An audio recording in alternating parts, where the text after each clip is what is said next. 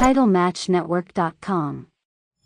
Welcome to another edition of the RF Video Shoot interview series. Today we're joined by legendary wrestling manager and, of course, referee Teddy Long. Thanks for being here today with us. Hey, thanks for having me. My very first question is a very typical one that I usually ask everybody when I get started. Were you a wrestling fan growing up? No. No, I think I got myself involved with wrestling. I wasn't a wrestling fan, but I started going down to TBS studios in Atlanta, Georgia, and that's where they were taping Georgia Championship Wrestling at the time. And some friends just took me down there one time to watch the matches, you know, because they let the people in free. And so we just started going down every Saturday morning, just enjoying wrestling, and that's kind of how I got involved. What are your early memories of the wrestling business going down to the TV tapings in Atlanta? Well, some of my early memories was, God, it's amazing how my career started. I'll give you a little insight on that. When I first was, like I said, I was going to the TBS, the studios in Atlanta. I had the chance to meet Abdullah the Butcher. Abdullah didn't live in Atlanta, so he didn't know his way around, so he needed somebody to, you know, kind of show him around. So I took on that task. It was a task, not a job. And I started showing Abdullah around in Atlanta, and so every Saturday morning when they did the TV tapings, I had the opportunity to go down with Abdullah the Butcher because he had no, you know, I was driving him around, so he didn't know his way. So anyway, make a long story short, I started going to the TBS studios with Abdullah. Next thing I started doing after I started hanging around for a while, some of the guys got, you know, kind of okay with me and relaxed with me being around. So I started getting jackets. Like when the guys went to the ring and took their coats and jackets off, I took those jackets back to the locker room. Didn't get a dime, wasn't paid a dime. Also, that after I got jackets, I started running errands. You know, it's kind of like a gopher. I just went and got sandwiches and stuff for a lot of the wrestlers then. So what happened is a job came open, and it was a job for putting the ring up, taking the ring down. They needed somebody to do that. Well, I had been hanging around for a while, and like I said, they kind of got relaxed with me and stuff. So the promoter was Louise Manning, and Louise Manning came to me and she asked me, you know, that I want a job like putting the ring up, taking the ring down. So me, of course, I was real excited, you know. I said, yeah, I'll take that job. So I took that job, putting the ring up, taking the ring down, plus I kept the ring. They had this big truck that they rented that they kept the ring on. So I would, once I took it down, put it on the truck, I'd always take it home and keep it. One day we had a show in Cobb County, at the Cobb County Civic Center in Marietta, Georgia. Well, when I got there, got the ring up and everything, and we got ready for the show to start, well, we would say maybe 30 minutes before showtime, there was no referee. They had no referee. Louise Manning came to me and she asked me, she said, well, can you referee? And I told her, no, I never refereed a day in my life. All I did was just put the ring up, put the ring down. She says, well, we got to have a referee for the night. She says, I'm going to send out to one of the sports stores and get you a referee shirt. Well, I'm scared to death because I never did this. And, you know, I'm got to get in the ring with these big guys, you know, and I don't know, you know, what I'm doing. And she told me, she said, well, don't worry, Teddy. She said, the guys will help you. They'll work with you. They'll take care of you. So my first match that I refereed was Ron Bass and Black Bart. It was a Texas death match. They were just bleeding all over the place. I had never seen anything like that. I am scared to death. Okay, there's blood everywhere. So, but I finally got through that. And what happened is there was a gimmick that they had, that Black Bart had, that it was like brass knucks. He had stuck it on his fingers and on his hand, you know, and he was just beating the death out of Ron Bass. So finally, Ron Bass stops Black Bart. He gets that gimmick, and he went to hit Bart with it, but Bart did something, and they dropped that gimmick in the ring. Well, I'm thinking that the guy's killing the guy. So I picked this gimmick up, and I'm going to get rid of it. So I throw it out of the ring. There were some people sitting on the front row. Well, there was another guy there named Donnie Payne. if you go back in the day, NWA days, you may see him around the ring. He always had had a shirt with NWA on it. Right. Well, his name was Donnie Payne.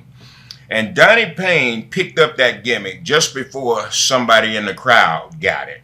And I never forget, when I threw that gimmick out, I heard Ron Bass, it was Ron Bass, and he looked over at Black Bart and he said, "Did you just see what the referee did?" And golly, I'm like, oh my God, I'm in a world of trouble.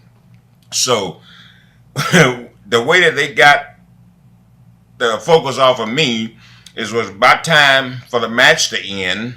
Charlie McGowan, God rest his soul, he was ringing the bell. And what happened, Charlie McGowan screwed up some kind of way and rang the bell too quick, or he rang the bell too late. I can't remember what it was. But anyway, it was something having to do with the bell. And he screwed the whole match up. And that way, they forgot about what I did, and they got mad at Charlie McGowan for screwing up the match. And it took all the heat off me, and they never said anything else to me about that. So basically, that's how my referee career started. That was the first match I ever had. Then I had another match with Buddy Landale and somebody. But anyway, I started refereeing from there. And then I started riding, with Eddie Gilbert, God rest his soul, and Kevin Sullivan. Well, these two guys, just absolutely great. I learned so much from both of them. I mean, they taught me a lot. But anyway, the way I got discovered with them is, in my younger days, I was a disc jockey on a radio station in Jackson, Mississippi. I worked at WOKJ. I worked at WENN in Birmingham. But anyway, we would get a 12-pack of beer, and we'd head down the road and start riding. And we'd start drinking these beers, and so we'd get halfway tipsy. And so I started DJing for them. I'd turn the radio down and start talking smash, and then I'd turn it back up, and they were just amazed at what I was doing, which led them to know that I could talk. So that's how I got into managing. Kevin Sullivan and Eddie Gilbert was able to get me into that. I remember Ric Flair I think he was the booker there at the time. And I think Kevin came to me and he told me, he said, well, we went to Ric Flair and he just, he doesn't want to do it. He doesn't think you have any talent. So I didn't really understand about that much then. So well, whatever, I don't care. But they made it work, and once they made it work, then everything was all right, because I started managing. I think the first person I had was maybe Norman the Lunatic, Mike Shaw. I think he's dead now too. I managed him. Then I had Sid Vicious, Danny Spivey, which were the Skyscrapers. And then Sid got hurt, and then we replaced Sid with the Undertaker, who would mean Mark Callis. Yep. We replaced him with him, so I started managing the Skyscrapers. Well, I'm gonna backtrack a little bit. We'll get off all that stuff. All right. When you were traveling with Abby, you also got close with Tommy Rich, I believe, too, right? Yeah. Okay. Yeah. Do you remember any early lessons that maybe Abby or Tommy Rich maybe smartened you up to the business? Because back then, the business was still pretty much kayfabed. No, you didn't. You didn't get no knowledge or no smart enough from nobody back then. I mean, and to be honest with you about it, Gene Anderson, who was partners with Ole, he never even smartened his kid up, his son. I forget what his name, but he wrestled for a little bit, but he never did tell his kid what was really going on. So back then, nobody smartened you up. I learned everything on my own by keeping my mouth closed and keeping my ears open. That's how I learned. Now, did you ever want to train to get in the ring as a worker, or did you pretty much just say, all right, this is my spot, I'm going to be a referee? Well, no, I trained a little bit before I was even doing the refereeing. They had a lot of independent people around. Ann Gunko was around. I started, hanging around that. And when I met Abdullah had a wrestling school when he first moved to Atlanta. Well, I went to Abdullah's wrestling school, so I got in the ring there with Abdullah a while. And back then, there were no mats, on the, that you put around the ring. So when Abdullah would slam me, he'd slam me on the concrete floor. So he didn't care, he just loved pain. He loved hurting people. So I tried that a little bit, and I thought about it. I'm like, God, I don't know what I want to do this, Right. But anyway, I kind of stuck it out, and I stayed on with it, and thanks to a blessing from God, it moved. It worked out for me. Now, back in the early '80s, what was the most important aspect of being a referee in that era? Well, the most important thing being a referee was referee's job was a lot harder then than it is now, because referees played a big part in a lot of the matches back then. it was, like I said, sometimes the referee's position was more important than the competitors. So it was a lot harder then. And then there was, back then there wasn't no 4 or 5 referees. There was like one guy. I used to referee on TBS on Saturday mornings. I'd do 2 hours of the Saturday morning show. Then I'd come right back and do another 2 hours of WCW Saturday night. So it was a lot harder then, but that was good though, because you learned then. You really learn your craft. You got to work with Tommy Young, Earl Hebner, Dick Kroll, Nick Patrick, Dick Worley, around that. Or any memories of any of those names that I just mentioned? Tommy Young, worked with him for a long time. He was real great in helping me. He taught me a lot. I learned a lot from him. I never did get a chance to Dick Worley. I met him, but I never did work with him. But Sonny Fargo is another old name with NWA. Him, Earl Hebner. I worked Dave Hebner at the time. He was refereeing too. That's before he went to work for Vince. So, like I said, those are just some of the memories. I'm just glad I came up in that era, because I learned a lot. What makes a great referee, and how has refereeing changed over the years? Well, the thing that makes a great referee is you don't see anything. Yeah. And only thing that's changed over the years, I think a lot of the rules have changed. There used to be a time that you couldn't use the closed fist. I think now you don't have to worry about that. There's no rule against that now. It's like I said, the change now is easier than it was back then, because there's so many people. You know what I mean? There's so many referees. So yeah, those guys don't know. They got it made. Did you make any mistakes early on? Oh, of course, yeah. Everybody makes mistakes. I remember one time. Let's see, when I was refereeing, I came to work for Vince, 1998, and then when I came to work for Vince, I was refereeing, and what did I do? Something there, I can't remember. It was X-Pac and somebody, maybe Mick Foley. I can't remember what it was. But I went down and I went for the count, and X-Pac, I believe it was, he kicked out, and I kept right on counting. Big mistake. TV or house show? No, pay-per-view. Oh, wow, okay. Live, pay-per-view. And I could hear the people. You effed up. I could hear that all. And then I'm waiting to go see what I'm going to hear once I go back through this curtain. Yeah. So I did make that mistake. I think I had another problem one time with Christian and somebody in Hawaii. I counted Christian out 1, 2, 3, and he didn't kick out, and I couldn't stop my count. And he told me, he said, Tajiri, I believe that's who he was. Tajiri hit him so hard till he almost knocked him out. He told me, he said, I couldn't kick out. So I don't know whether that was my mistake or his mistake, but they blamed it. They always blamed it on the referee. Yeah, I was going to ask you what happens in that case if somebody gets, Well, you have to cover it some kind of way. Yeah. You know what I mean? Basically, if the referee screws up like that, whoever the ring announcer is, I'm sure that the agent or whoever will smarten up the ring announcer to explain to the people what really went on. But the thing about that, the one with Christian, it wasn't TV, it was just a live event. Yeah.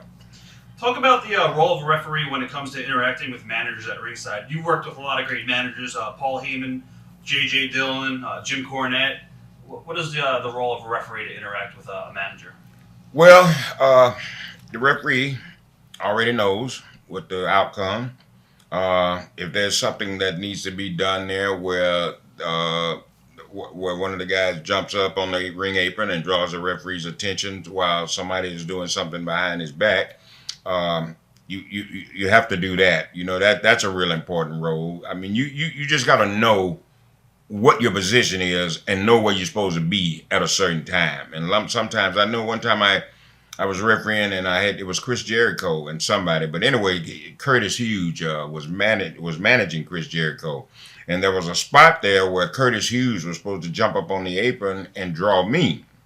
He never jumped up on the apron, so now I'm just over here standing looking like an idiot, waiting on this idiot to jump up. He never jumps up, so I can hear him. I can hear behind me. Jericho's just cussing out of, Right. So, things like that happens, like with managers and stuff. You got to know too. And with referees, they need to be able to know this business because sometimes, if there's something going wrong, the referee can always correct that. Yeah. Hey guys, that ain't what we talked about. Right. You know what I mean? There's some way if the referee's supposed to be distracted, sometime if the guy doesn't jump up, you have to work yourself over there. You know what I mean? And maybe do something like, hey, why are you trying to get up, but you're walking over here to don't you get up, stay down or something, so you can try to get to him so you can tell him, get up, jump up, So it's things like that.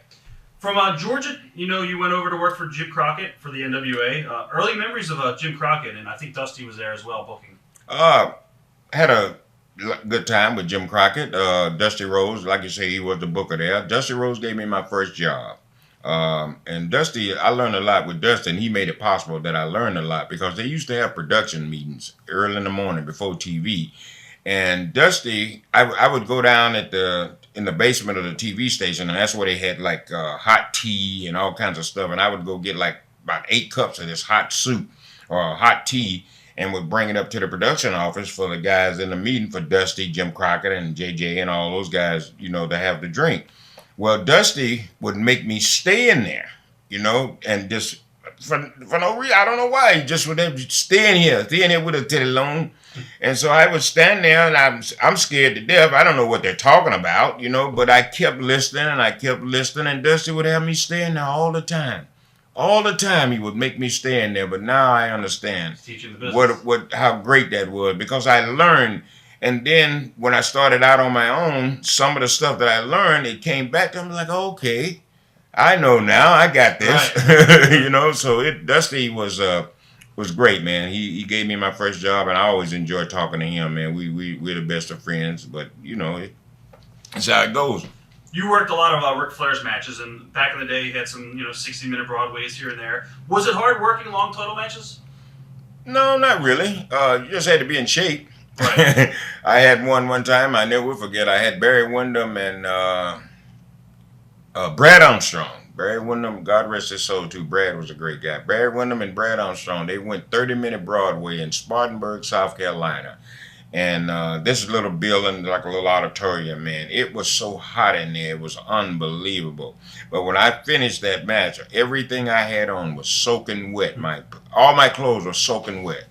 So that was a good experience. Did you get along with Ole Anderson? A lot of people say he's very bitter and hard to work with. What are your perspectives of Ole? Well, I kind of got along with him. Ole, he didn't get along with anybody. Yeah. He didn't. I don't think he liked anybody. He called me the N-word a couple of times. So you think he's tried racist? to discourage me. Well, I don't think he's racist. Right, I know he's racist. Right. Because I remember one time me and Ole and Thunderbolt Patterson. Thunderbolt Patterson was Ole's right-hand guy. And we had a meeting one time. And I remember Ole, let's see, how did that go? Somebody asked Ole. Oh, I remember Ole asked Thunderbolt. And we're right in there. I'm right in there. And he says to Thunderbolt, he says, Thunderbolt, how many ends do we need on the card? And I'm like, okay, I just don't say nothing. So, and Thunderbolt, he's no better. He chimes right in to Ole and he says, well, don't worry about it, boss. The only end going to be on the card is going to be me. So he's telling me right then, you ain't got no spot in. I'm going to be the guy, So, and then Ole had to explain to me, he says, well, the only reason why I work with Thunderbolt is because the ends want to see him beat me up and the whites want to see me beat him up. So he was just terrible, man. But I did get along with him. He talked to me sometime. One time he came to me and asked me, he says, are you okay? And that shocked me. You don't care about nobody. And I never forget, I refereed one of Ole's matches. And he was in the corner, and I walked over to him trying to get him out of the corner, and I tapped him on the back to bag out. And he told me, don't put my hands on him. Did you experience a lot of racism in wrestling? Oh, of course I did. Yeah, no problem, man. Back in the day, that's what it was. I mean, they had black guys that they tried to do stuff with. Tony Atlas was one of them. And Tony, I love him to death, but he'll tell you right now, too much too soon. Right. And he was his biggest enemy because they gave him the ball, okay? And all he had to do was carry that ball. but he got, overwhelmed, thought he was the guy they needed. They didn't, they need me. I don't need them, and that type of thing. So that's how it it just, golly, it's amazing. It's so much stuff that went on back then. I never forget. I remember one time, way back in the day, who was it? Somebody just walked up to me and they just looked at me, talking about, "Hey, Ian, we ain't got rid of you yet," something like that. And I'm like, I just kept right on walking, man. You also got to work a lot with Arn Anderson, Tully Blanchard, Barry Windham. Any memories stick out from any of those guys? Or? Well, Barry Windham was a great guy. I enjoyed working with him. His dad was a great man, Blackjack Mulligan. Yeah, Barry was good. Tully, I didn't really get along with him. He wasn't a big fan of the black guy, so I didn't really get along with him. Since then, I've met him over the years now, and he's certainly, it's a little different in it now. I guess maybe because I made it, maybe that's why he treated me different. But I don't really have any memories about those guys, man. I just try to do what I was supposed to do and just keep right on going. You worked with Rock and Roll Express, Midnight Express, Nikita, Magnum. I mean, you were there for pretty much all the top acts during the Crockett era. Yeah, Starcade, all those shows there. Yeah, Nikita, Scott Simpson, he was a good guy. Me and him rode together for a while. Dick Murdoch? Yeah, oh yeah, I never forget Murdoch. He'd get a 12-pack and he drank that. And the whole ride, he's just keep asking me, "Are we there yet?" That was his favorite word. That's all he said. "We there yet, Sonny?" And who else did we talk about? We said Dick Murdoch there. Michael Hayes was there. Yeah, Michael Hayes. Yeah, Steiner, Sullivan. You mentioned Eddie Gilbert and Kevin Sullivan earlier. Riding down the road with those guys and then teaching you some valuable lessons. Any memories stick out of some of those lessons that Eddie and Kevin might have shared? Because if people talk about some of the brightest minds in the business, Eddie was one of them, and so was Kevin. Well, they both. I tell you what, yeah, a lot of great memories there, man. Because I learned so much from them, and they weren't afraid to share their knowledge with me. And I had got so tight with them and had learned so much till they started coming to me, asking me, "Well, what do you think, Teddy? What do you think we ought to do here?" I never forget Chris Benoit, God rest his soul. I remember one night that me and him and Kevin were riding, and they were going over something. They were trying to get something together, and then I was basically driving. Right. And, I'm just listening to them, and all of a sudden they asked me, said, "Well, what do you think? How you think we ought to do this?" So I just started talking. I just told, because I had seen a lot, and I learned a lot, and I just kind of threw my little 2 cents in there, and whatever I told them, they liked it, and they used it on TV.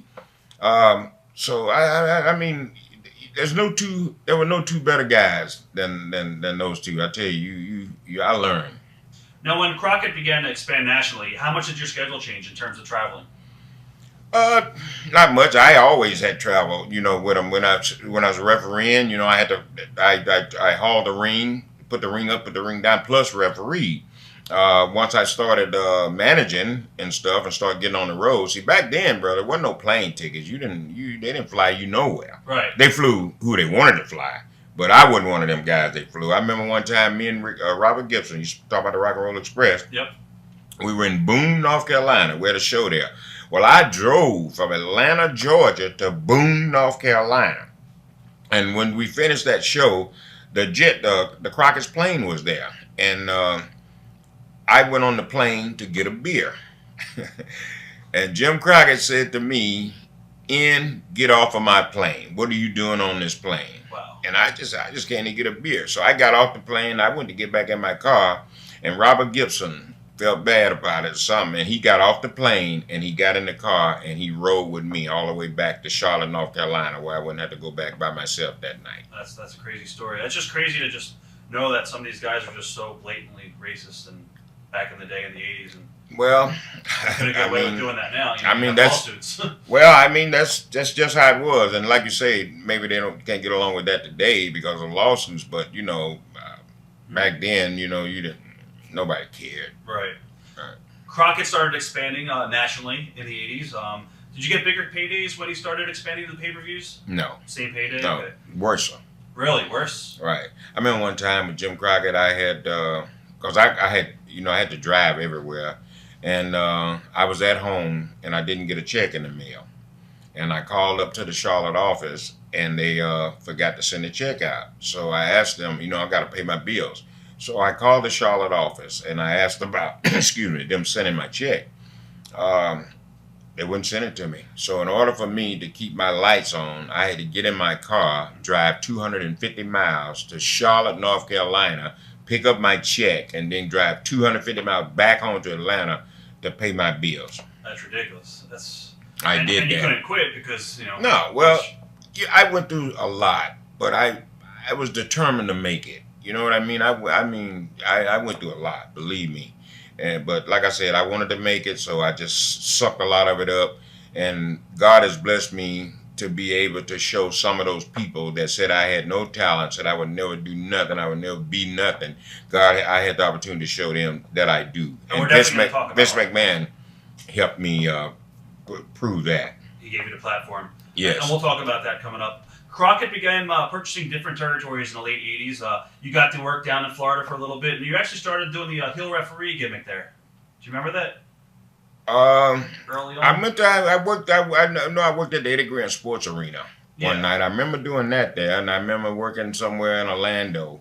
But I started doing that, and then I think we went from that to New Orleans, where we really did the change. Yeah. You worked for the Crockett Cup tournaments, the tag team tournaments. You were part of that. Baltimore, Maryland, there with Magnum TA. I remember walking him down to the ring when they introduced him. That was the Jim Crockett Memorial Cup. Yes. What are your memories of Magnum after his car accident? I mean, he was going to be the next world champion for Crockett if he didn't get into that car accident. What was he like as a person? Well, as far as I know, he was all right. Magnum was the person that I associated with or talked to because, I'm just a referee, right. I'm a little guy, they ain't got time for me. But he's always treated me nice. And, like I said, I think the less you have to say to people, the better it is.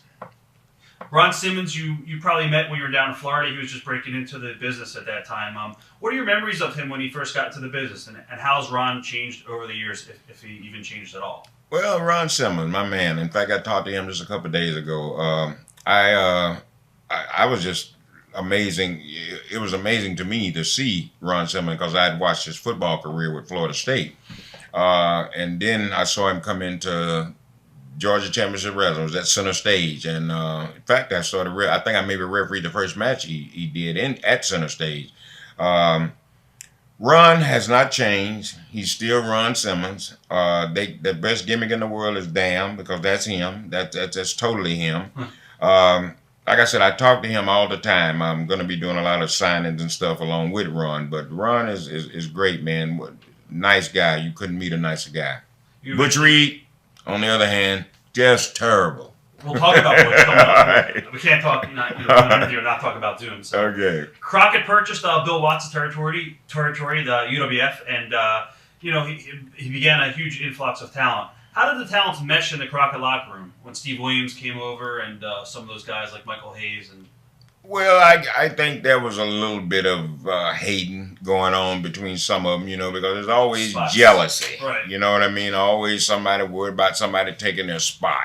I found this out. If you don't have to worry about your spot if you're doing your job, you know what I mean? But a lot of guys wasn't ready for that change because a lot of people came over when Crockett bought the UWF. Then a lot of those guys got pushed, and then some of the guys that were working for Crockett, they kind of put them back on the back burner. Yeah. So, there was a little hating going on there, but, it eventually worked out. Everything worked out and people started making money. So that's the key. You make some money, you'll change everybody's attitude. You probably saw the same situation when Vince purchased WCW and some of the WCW guys came to work over for Vince. So. Yeah. Well, they thought that they were making a bad move. It was really a good move for them. You know what I mean?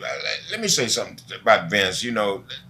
Vince is a strictly businessman, and I would rather work with him. A lot of people, they say he's an asshole, or can we curse? Yeah, you can totally curse. Yeah. Okay. 100%. A lot of people say he's an asshole and he's this and that, but I never had that problem with Vince. Vince is a businessman, and all Vince wants you to do is to get out there and do what he says and make some money. If you make some money for Vince, you ain't got to worry about nothing. You'll be there. Look at me. I was general manager for 10 years. It's some wrestler's career don't last that long. Exactly. But I was what Vince wanted. He found out that I could do what he wanted. I made him believe me. And anytime I make him believe, then I can definitely make the fans believe. So Vince said to me one time, I never forget it. He said, I can't believe I had you right here under my nose all this time. He said that to me. I never will forget that. And I just went on from there. Well, we're going to talk about that coming up. Early memories of Sting. And why do you think Sting became such a huge star in the business in such a short time? Did you see him at first and say, all right, this guy's got the it factor? Or? Well, no, I when I first met him, he came in, I guess, well, when I first saw him, he was with the Ultimate Warrior. Right, the late Ultimate Warrior. They were the Blade Runners. And then he came into WCW, and then he, started wearing the paint and all that stuff. And I think what made Sting such a big star, it was something different, like the paint, people had never seen that, and they were doing the right thing with Sting. If you do the right thing with your character, or whoever, with your talent, you're going to make them big. You're going to, they're going to get over. They're going to be a fan favorite, or they're going to draw some money. And so I think Sting was just different. You know what I mean? And people want different stuff. You get tired of going to the movie, watching the same movie. It's like a rerun. So Sting, I like Sting. He was all right. Before, the financial problems happened with Crockett, did you sense that something might be going wrong with the company at all, or did you not really have a... Well, yeah, everybody that worked, behind the scenes, right. Everybody knew that what was happening. It was going down, so they wasn't making any money. And so I think Crockett made the wise decision, to just sell it out and give it to Ted Turner. Okay. Dusty's booking, he's often blamed for the end of the Crockett promotions, and the Dusty finish is often brought up. Do you think it was being overused during that time period? Well, I don't think it was being overused, but you got to watch this thing. If you follow wrestling, everybody that's in charge are all the people or the person that you see on the TV. That was the only thing I thought was wrong, that the bookers pushed themselves instead of the talent. If you're going to be a booker and you're going to concentrate on your talent, then you're going to get these guys over. But if you're the booker and you're concentrating on nobody but yourself, then your talent going to get lost in the shuffle. What was your reaction when you heard that Ted Turner was going to buy the company? Oh, I thought it was good. I felt that once Ted Turner got it, that we'd start making more money. And that did happen. We made more money than we made with the Crockett's, and plus we had contracts. Well, some guys did. I didn't have one. I never had a contract. So, but when we started when Ted Turner took it over, everybody had contracts, and so that's a lot better when you got guaranteed money. You're going to get paid. Yeah. Not knowing what you're going to make the night or the next night. You can't live like that. You were there, I believe, when Ricky Steamboat won the title from Ric Flair in Chicago. I think you were the second referee who counted the pinfall. Yeah. Tommy Young was a referee, and they bumped him, and I run down and made the 1, 2, 3. Yeah, Chicago Heat. Chi-Town Heat is what I think they called it. Great match, too, by the way. Yes, it was. Yes. When did you first find out about plans to change you from a referee to a heel, and whose idea was it? Was that Kevin and Eddie? It was Kevin Sullivan and Eddie Gilbert's idea to change me over to be a manager, because like I said, I used to do the DJing with them, and they found out I could talk. And in professional wrestling, you need somebody that can talk. Because what I did, the way Butch Reed and Ron Simmons and doing, the way we got over is the trash that I talked, they got in the ring and backed it up. Yeah. So that's... Well, the very first time, I guess, was with the Varsity Club. You gave the Varsity Club the NWA Tag Titles via Fast Count, I believe, over the Road Warriors at Clash of the Champions 6 in New Orleans. Right. Since that idea, I guess they pretty much said that you were hurt during the match. Do you think the fans realized it was a heel turn, or do you think they realized that you were really hurt? What do you... Well, we had been teasing that before it actually, happened, that where I screwed the Road Warriors. We had been doing other little teasers on TBS. I think I... fast counted JYD and Ron Simmons. They had a match. I fast counted them. So there was a little bit of tease there. So I think the fans already knew that when I started, that they knew something was up. You know what I mean? So I think they knew, they just didn't know what. Right. WCW then took some time before announcing that you would be removed as a referee. Did you know at that point in time where it was all going to, or did they plan everything pretty far out in advance with you? Well, I knew that I was going to start managing. Kevin that talked to me and told me, said, that's what we want to do with you. We want to, get you out there managing, because you can talk. So I kind of knew exactly, what was going when they let me go as referee. Yeah, and then the storyline, I think, was like Jim Herd fired you, and you actually came out and told the fans and WCW that they should be sorry for firing you because Steve-O would never have been the champion without you. Yeah. So talk about creating your heel manager persona. Was that hard for you? I mean, did you have to practice promos? You talked about being a DJ. So No. Gift the Gab was always natural for you? I never practiced anything. Back in the day, we have writers now. So basically what we say on television is written. Right. But back then there were no writers. So basically they kind of briefed you on what you needed to talk about. And then you went from there. So a lot of everything back in the day was straightly off the top of my head. And I didn't have no trouble, adapting to none of that. WCW began a storyline where you were scouting talent. Do you remember some of the first names that you were told that you would be considering putting with you? The only person they told me about was Mike Shaw, Okay. Norman the Lunatic. That's the first guy I got. I remember I scouted him, and I think the Iron Sheik or something. We was in Nashville, Tennessee. I remember that. That's where it's kind of started, where I started coming out scouting. And like I said, they knew and I knew. I just didn't know where I was going, which way I was going. But they kind of briefed me on certain things, and so they just gave me some bullet points and told me, "Hey, go with it," and that's what I did. Memories of working with Mike Shaw. Oh yeah, he was funny. He was a real funny guy, nice guy. We didn't travel, and then we worked together. We got to the building, but I think he rode with somebody else, and I was always with the office. Right. Where did the Peanut Head chant from? I gotta ask that. Jim Cornette. Jim Cornette started that. Jim Cornette started that. Yep. WCW began giving you a chance to do commentating at this point in time. Memories of working with Jim Ross, and what's it like being put in that position? Was it pretty much sink or swim announcing on TV? Well, pretty much sink or swim. You know what I mean? I think what they basically did for me was to help me, because you need to know more than one thing to do. And so once I went to the announce table, I kind of got a feel of that. You know what I mean? So it took a couple of times, 2 or 3 times, and I got real comfortable with it. I did a lot of stuff with Lance Russell that was out of Memphis with the Lawless group down there. It was just, I'm telling you, I'm just blessed. God just blessed me. This talent is just something I have. I had no trouble adapting. I mean, whatever they gave me, I got right out there with it. Right. I'm going to name some guys that were in the locker room that you shared with maybe around 1989. I just want to get your quick thoughts on them. The Great Muta, when he first came into NWA, WCW. I don't remember a whole lot about Muta. I did get a chance to ride with him and Gary Hart one time. Gary Hart was managing him. And this is great. We were down in Florida, too. I never forget that. We're down in Florida, and it's raining. I mean, it's storming. And why Gary Hart wants to let Muta drive is unbelievable to me. But I thought he was going to kill us. Huh. He's driving 80 miles, 90 miles an hour. We're hydroplaning, cars leaving the ground. It's just amazing that I'm here today. It's just, I'm telling you, I've been in some tight spots. Brian Pillman. Brian Pillman, golly, yeah, he great guy. I loved him too. He was a great inspiration to me too. He helped me quite a bit. Shane Douglas and Johnny Ace. Shane Douglas and Johnny Ace, the dynamic dudes. Yeah, I saw Shane maybe about 3 months ago. I did a thing in Dalton, Georgia for Paul Lee, and Shane was there. I hadn't seen him since then, and. Who else you said? Shane? I'm talking about Johnny. Johnny, yeah. Well, John Laurinaitis, we had a chance to work together when, Team Teddy, Team Johnny, WrestleMania, where I lost to him. Right. But Johnny Ace was, he took care of me. He was all right. Terry Funk?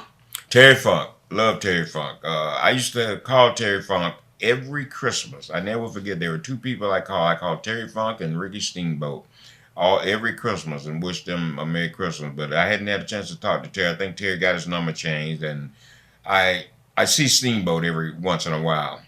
Ranger Ross? Ranger Ross. Had a chance to see him too a little bit. He's around. He's still in Georgia. Not doing any wrestling or anything, but he comes around every once in a while. What about Tom Zink? Tom Zink. God, we were good friends. I never forget that. My wife, that I'm married to right now, Let's see. Well, we married then. I don't know whether we were married or not. But anyway, me and Tom Zink were buddies. And Tom Zink was dating this girl in Atlanta. And he fell out with her and they got mad or something. Something broke up. But he took a ring. He gave her a ring. And he took this ring back from her. And he gave that ring to me for me to give to my wife. Wow.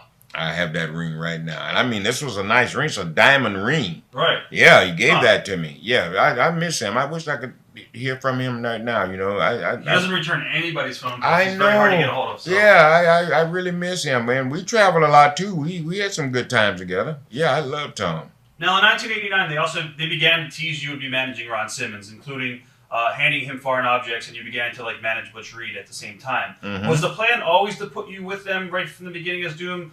Because at first, woman Nancy Sullivan was with them. Well, the plan was to put me with them. That's what the plan. After they found out that I could talk, then the plan was to take them and me take the hoods off of them and start managing them. So I think that basically they just wanted a black tag team, and I'm lucky enough to be the guy that got the gift of gab, and that's how I was lucky to get with them. Okay, we're going to talk about Doom coming up more in depth coming up.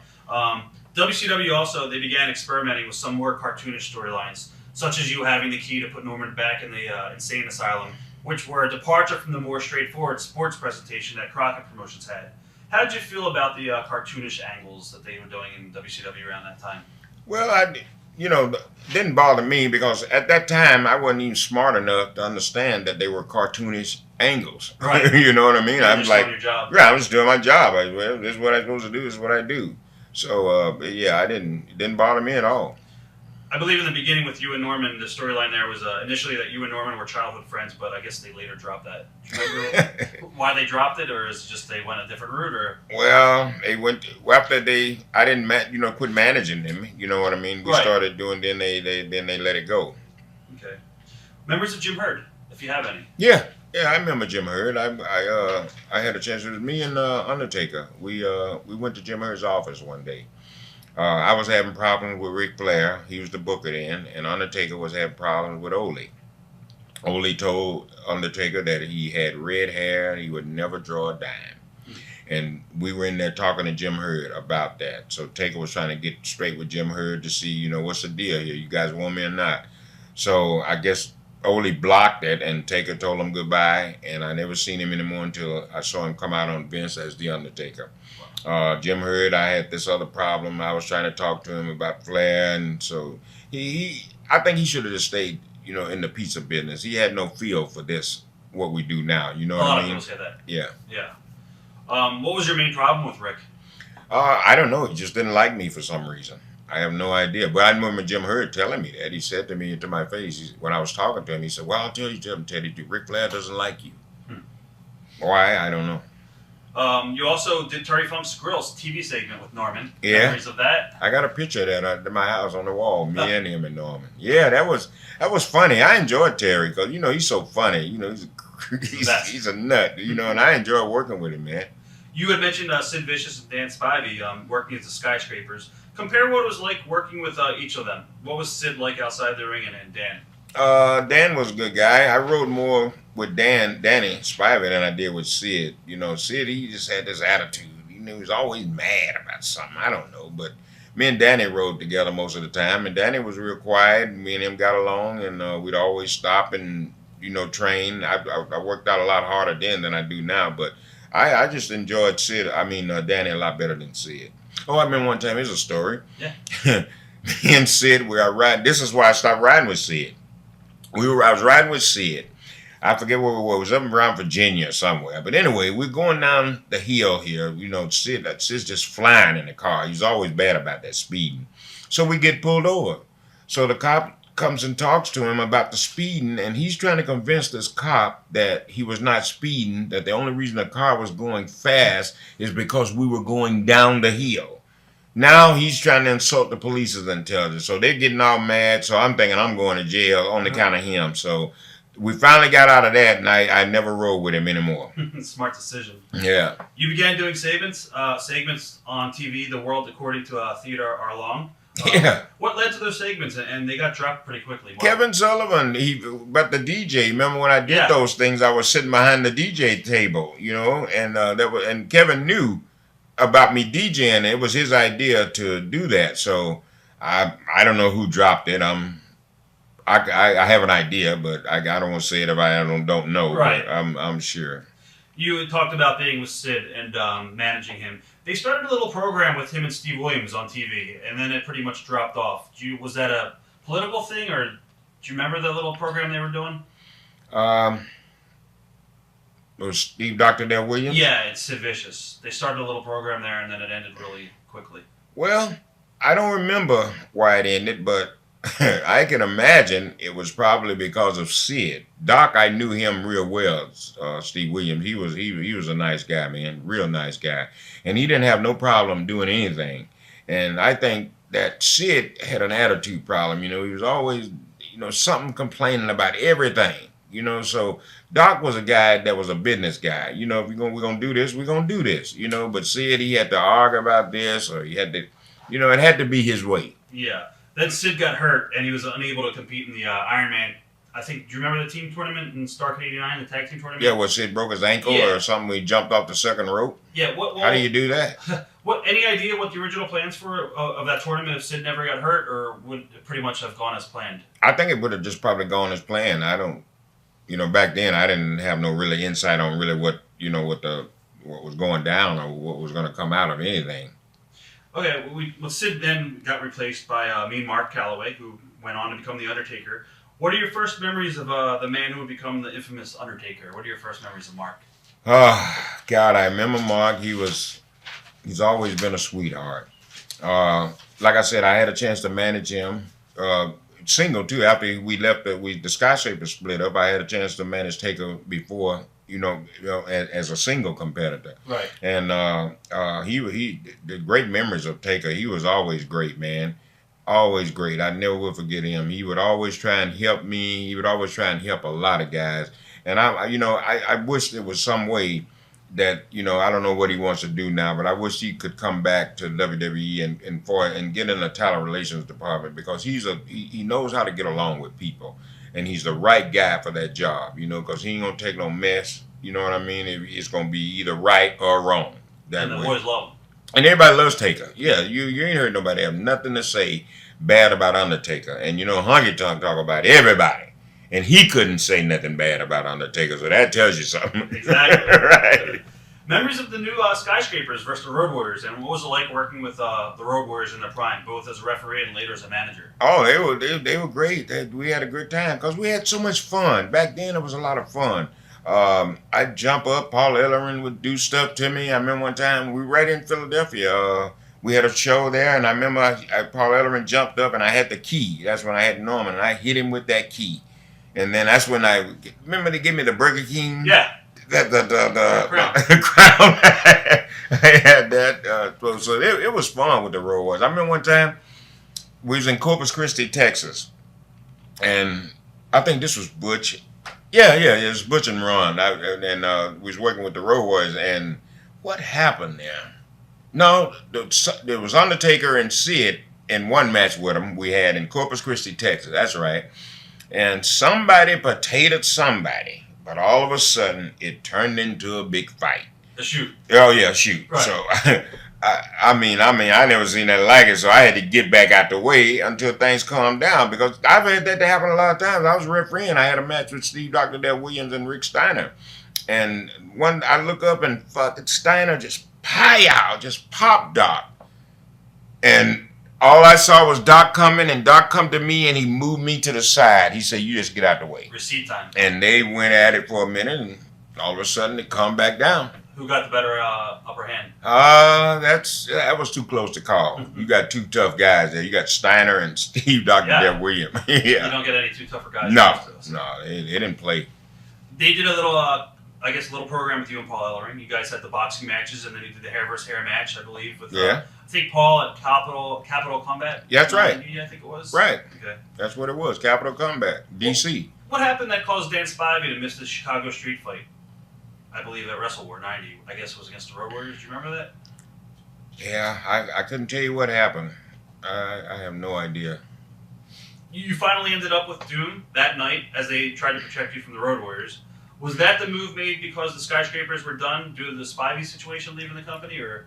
Well, I think they just wanted to branch Butch and Ron out on their own, and just I don't have any idea which direction they were going to go with the Skyscrapers. I think it was pretty much over. They were done, right? They were pretty much done. Yeah. How would you compare working with Butch and Ron compared to working with Dan and Sid or Dan and Mark?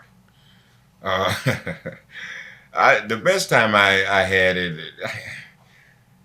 it was a lot of fun with Butch and Ron. And it was more fun with them because they were just two characters. Butch Reed, he was just crazy. I remember one time we'd ride and Butch would get mad at me because I would sign autographs for people. And he said, well, you don't sign that. We're bad guys. We don't sign no autographs. But I never did take it like that. If somebody's stopping at me for an autograph, I'm going to give them an autograph. Right. You can't forget.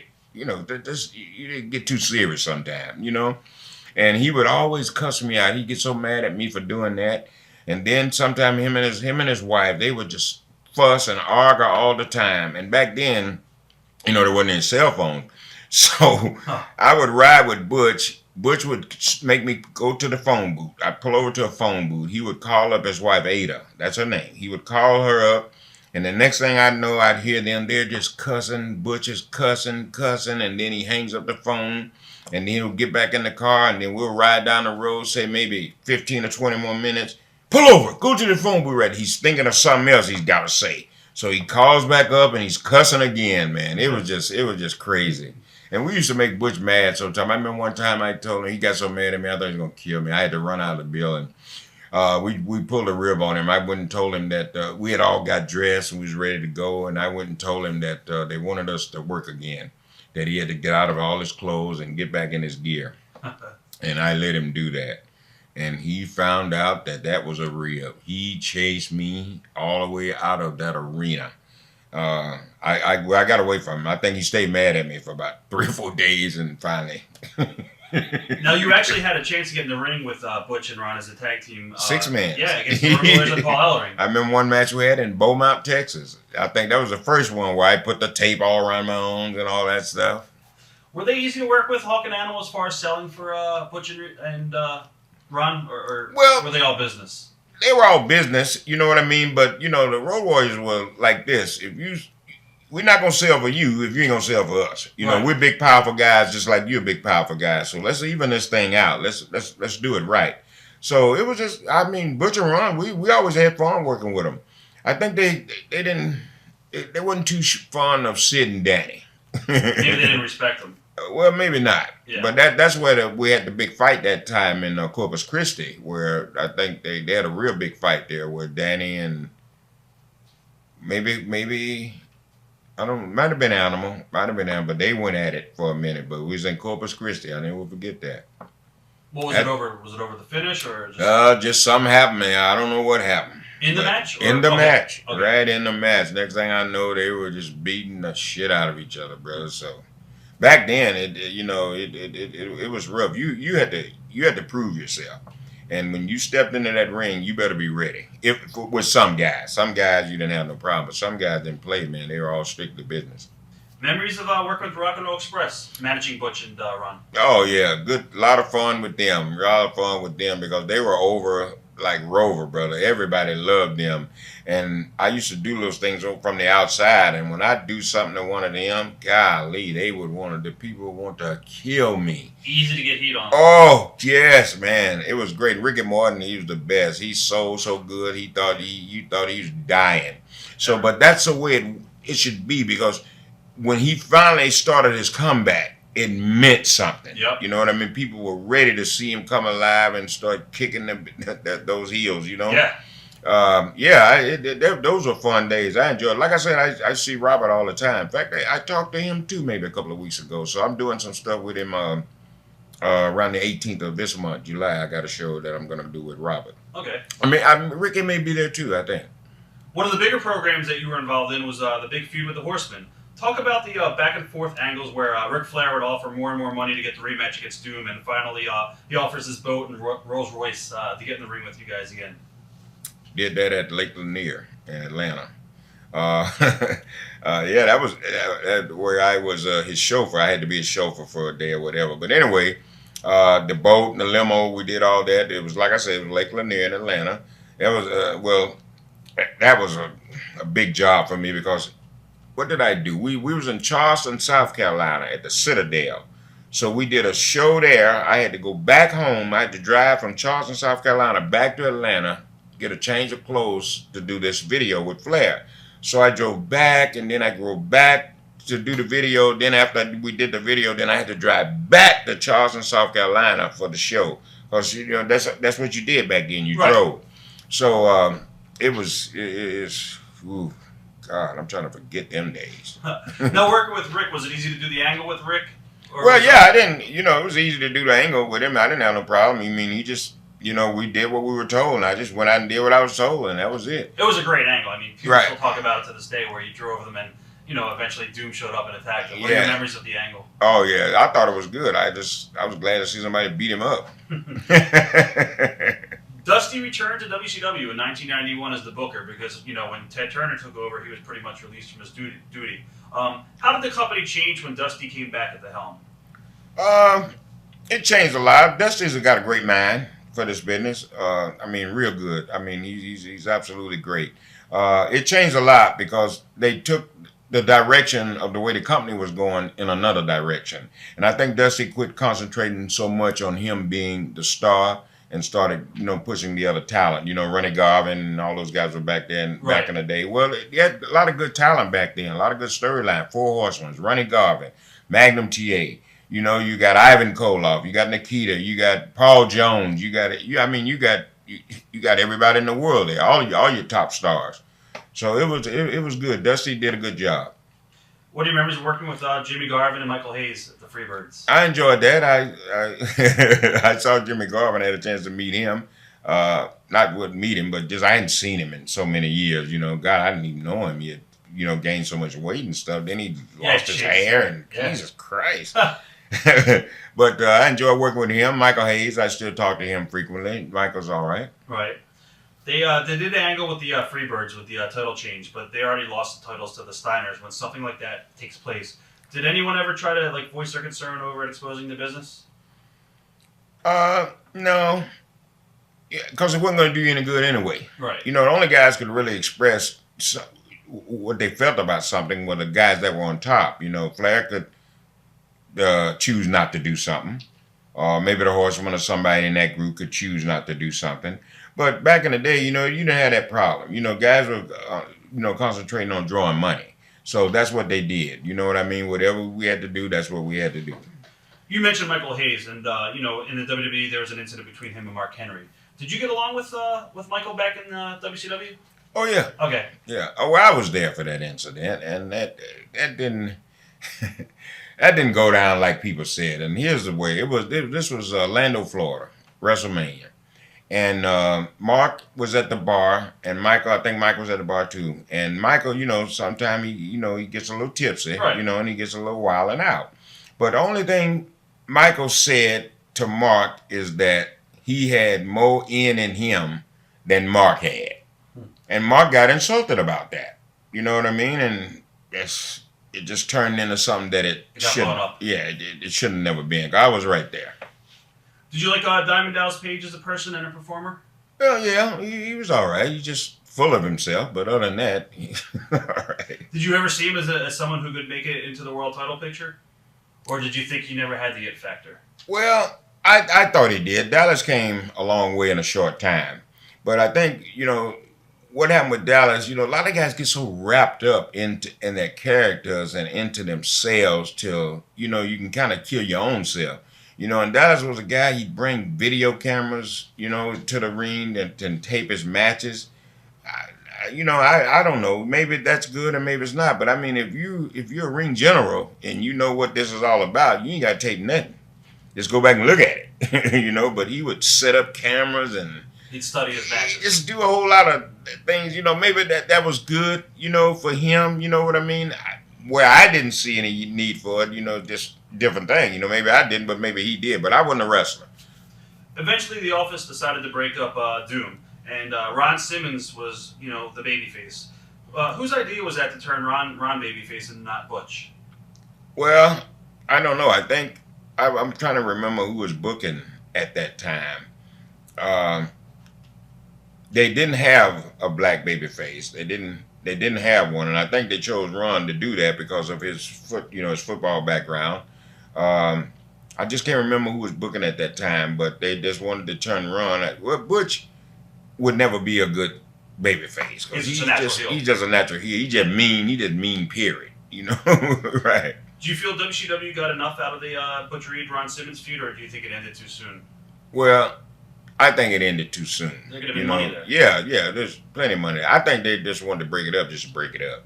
I remember one time we was in St. Louis and we were getting ready to work. It was a tag. I think it was Flair and Barry Windham. Flair and Barry Windham was going to work them that night, and they never said anything about us dropping the belts. Well, when they come around, to tell us what was going on that night, they said that we were going to said that Ron and Butch were going to drop the belts to Barry and Flair. Well, they never said nothing to it, never told us nothing, and I think that's the only time that I ever spoke up. I just kind of had it, and I think maybe I got a lot of heat back then about it. But I've just told Ron, and me and Ron were the only two people that got up and decided to leave. We weren't gonna, we just weren't gonna go for it. We done did all this work and and then just take the belts for no reason. See, there was no angle there. They're just gonna take them from us for no reason. So that basically was the point. You don't take them without a reason. If you give us a reason, then this is what we'll do. But me and Ron Simmons, we got up and we said no, we're not gonna do it, and we left. So that it ended up being Flair working with Steen, and then he got mad because Steen wouldn't drop the belt to him. He just wanted a belt. Right. So it was just... How long did you guys stay out for? I think we made the next show. We just didn't that night. We just left the arena. Right. We just said we were going to do it. What led you and Kevin Sullivan to managing the one-man gang? I believe it was in 1991. You both were managing. Was just something new after the Butch and Ron Simmons thing played out? Well, I just think... Well, me and Kevin and I were real good friends. I mean, real good friends. I was there through all the turmoil with him and his late wife, Nancy. I was right there through all that mess, with how the Benoit thing started and all that. But anyway, I think Kevin just wanted me to be there with him. He just put me in that, just to put me in it. So you mentioned Nancy Sullivan and Kevin Sullivan, Chris Benoit. What are your thoughts on the whole entire situation that transpired? Well, what was amazing, well, not really amazing, but what I didn't understand about it is the thing started like they were going to kayfabe everybody. It was a work shoot, right? They were going to kayfabe the boys, everybody. Didn't tell nobody nothing. I knew, okay? So what happened is back that time, a lot of guys were doing a lot of things, taking a lot of painkillers and a lot of stuff, just everybody wilding out. The boys being the boys. Yeah. So the angle started as if, Benoit and Nancy were trying to hook up, and then the idea that Kevin had was to put them in a motel together. Bad mistake. But Kevin wouldn't have thought, and I didn't think about that either. But they put them in a hotel together to try to get the angle, and I think that's where it started. So sometime when you're on the gimmicks and everybody's on it. Nancy, God rest her soul, she took the gimmicks too. I took them. Everybody took gimmicks. So bad mistake for the hotel room, and then I just don't know how the attraction came about. I really don't. But next thing I know, then there was all this big mess about it. But it was crazy, man. We were down in Disney in Orlando, and we'd be taping, and all of a sudden, here comes Jimmy Hart. He's running up to me, because he knew me and Kevin were tight, and he's coming. You gotta go get Kevin. It's him and Nancy. They're at it again. Come on, you gotta go get Kevin. And I'd have to go try to break this up. It was just a mess. I remember one time, I never forget. But Nancy, God rest her soul, she knew how to push Kevin's buttons. Everybody says that. Kevin, she would make him go off, man. I remember one time she hit him with a hot iron. And one time we were in Orlando, was in the ale house, and Kevin ordered a steak, and I was sitting there with him. We was getting ready to eat, and Nancy took the knife and she stuck it right in the steak, and she told him, "This is gonna be you next. I'm gonna stick it in," you know. So it was just, but everybody just gimmicked up, man. With knowing that, and later down the line, with the Chris Benoit tragedy happened, do you think Nancy could have pushed Chris's buttons and made him snap? Well, what's your take on that situation? My take on that is, I don't know, because Nancy has certainly changed a lot. You know, after she got with Chris, they married and everything. I talked to them. I seen her quite a few times, and she, you know, she had changed to me. I didn't see her not gimmick up no more or nothing. So I just don't know. I have no idea what could have triggered that. I really don't. What are your thoughts on Chris Benoit as a person? Did you get along with Chris? Oh, nice person. Good guy. Yes, God. Well, you couldn't meet a nicer person. He'd give you the shirt off his back. And I remember one time, I think we were overseas, Italy somewhere, and Chris would always go up to the top, you know, to do that flog splash. Yeah. And he went, and when I watched the match, and when he went up, to me, it was too long. He sit there too long. You know, if you go up, you got to go up, go do your business. Right. And Chris knows that, you know, but sometimes, you know, things happen. And so I just, you know, me and him, by we being so close, when he come back, I said, "Chris," I said, "please don't get angry with me now." I said, "I just got one thing." He said, "Oh, I always listen to you." I said, "I thought that when you went up on the top," I said, you stayed there too long, Chris. You got to, you know." He said, "You know what, you're right." And he was bummed out about that all the rest of the night. He just started kicking stuff around, but he hated to mess up. Right, you know what I mean? And I'm like, oh, geez, God, why did I tell him? You know? But he appreciated that, and he just was bummed out about that. And he always came to me and said, "If you see anything else, you let me know." There was a TV taping back in the 90s still. You were at WCW, Dan Spivey and Angel of Death after the Doom split. Were there plans to keep that team, or was that just a makeshift TV team just for TV? Just a makeshift team. Yeah. Now, WCW brought in Mark Marrow, who was Johnny B. Bad around the same period of time. What are your memories of working with Johnny? I gave him that name. We, when he first started, we was in Columbus, Georgia. And Dusty was booking at that time. And they were trying to, no, Dusty wanted to call him Tutti Frutti. And Mark came to me and he says, "They're going to call me Tutti Frutti. What?" You will not get over with that. Yeah, I said, but Dusty thought it was nice. Right. So I just sit down, me and Mark and I talked about it. I said, "Why don't we do this? All the fly girls will be glad and all the fly guys will be mad. Get ready for Johnny B. Bad." And I went to Dusty and I told him that, and he liked it. But if Mark Merrill will tell you that, I gave him that name, Johnny B. Bad. But it was good. After he got over a little bit, everything started popping. Then somebody went to him and told him that he didn't need me. They wanted to push him by himself. He told me the story. He said, "They told me I didn't need you no more. You know, they didn't want me with him. So they took him away from me like that." So, but he didn't understand because he didn't know then. But right. I've seen him over the years and he understood. There was a lot of other great talent in the locker room. Of course, Steve Austin was there. What are your memories of Steve from WCW days? Oh, man. Great guy. Great guy. Blackbird. That's what he calls me that. Right. So anytime you see him say Blackbird, he'll know. Matt Bourne? Matt Bourne. Golly. Yeah, I remember Matt. I always got along with him. He stayed not too far from me one time in Atlanta. I remember him before he passed. But Matt was a nice guy. You were with Johnny when he worked a little bit with PNUs. Did you get along with PNUs? Because I know he had a lot of heat in the locker room. PNUs stole my shoes. I was going to ask you because he had a lot of heat for stealing the boys' stuff. I had a pair of Air Jordan and PNUs stole my shoes. Unbelievable. Yeah. Augusta, Georgia. That's where it happened.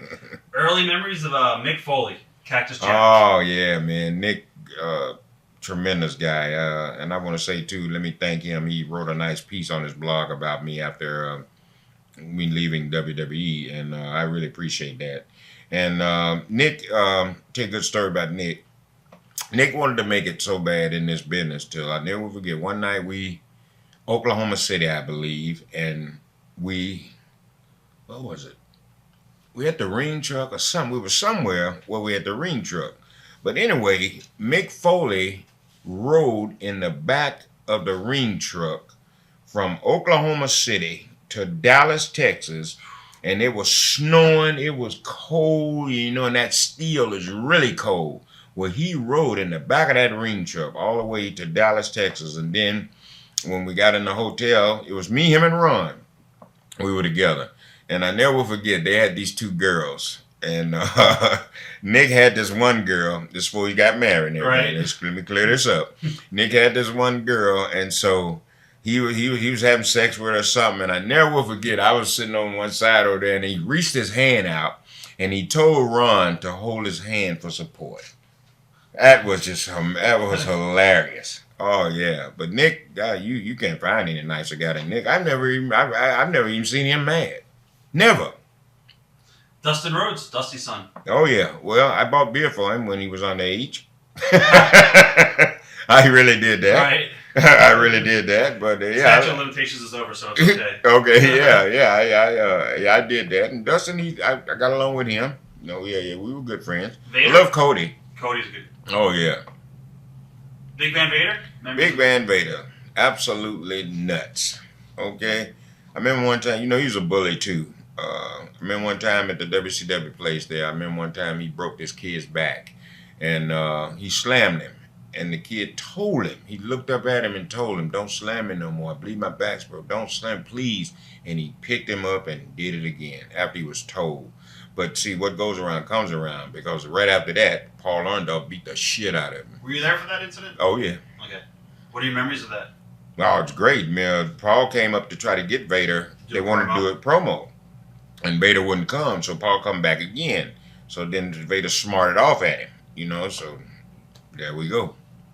Yeah, we already know the story. I mean, it's been talked about a zillion times. So Oh, you ever hear the story about how he went under, how the pyro went off and he went under the steps and claimed he's having a heart attack? No, I did not hear Oh, you never hear that story? No. Oh, yeah, he's faked a heart attack.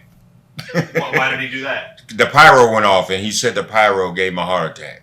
Why did he fake it? Like, I don't understand. What was this? You tell me. I don't know why he would pretend to have a heart attack. Yeah, well, he's nuts. Larry Zbyszko. Ah, the legend. Yeah. I love him too. We got along real good. In fact, he texted me a couple of weeks ago. But Larry was a good guy. I learned a lot from him. I remember when I was refereeing, he told me he didn't want nobody to referee his matches but me, because I would sell for him. Right. You know what I mean? Yeah. The stuff that he did, and he would choose me just to referee his matches. But yeah, we got along. We rode around. Remember his kids from growing up, Bob and John, his boys. I imagine they're grown now. But I love Larry. Tracy Smothers. Tracy Smothers, the Wild Eyed Southern Boys. He was all right. Him and one of the Armstrong, Stevie. They were good buddies, and Southern Boys when they were yeah, I was good buddies with them. Yeah, Tracy, I like he was all right. Now Jim Herd fired Ric Flair while he was WCW champion. What did that do to the morale of the locker room?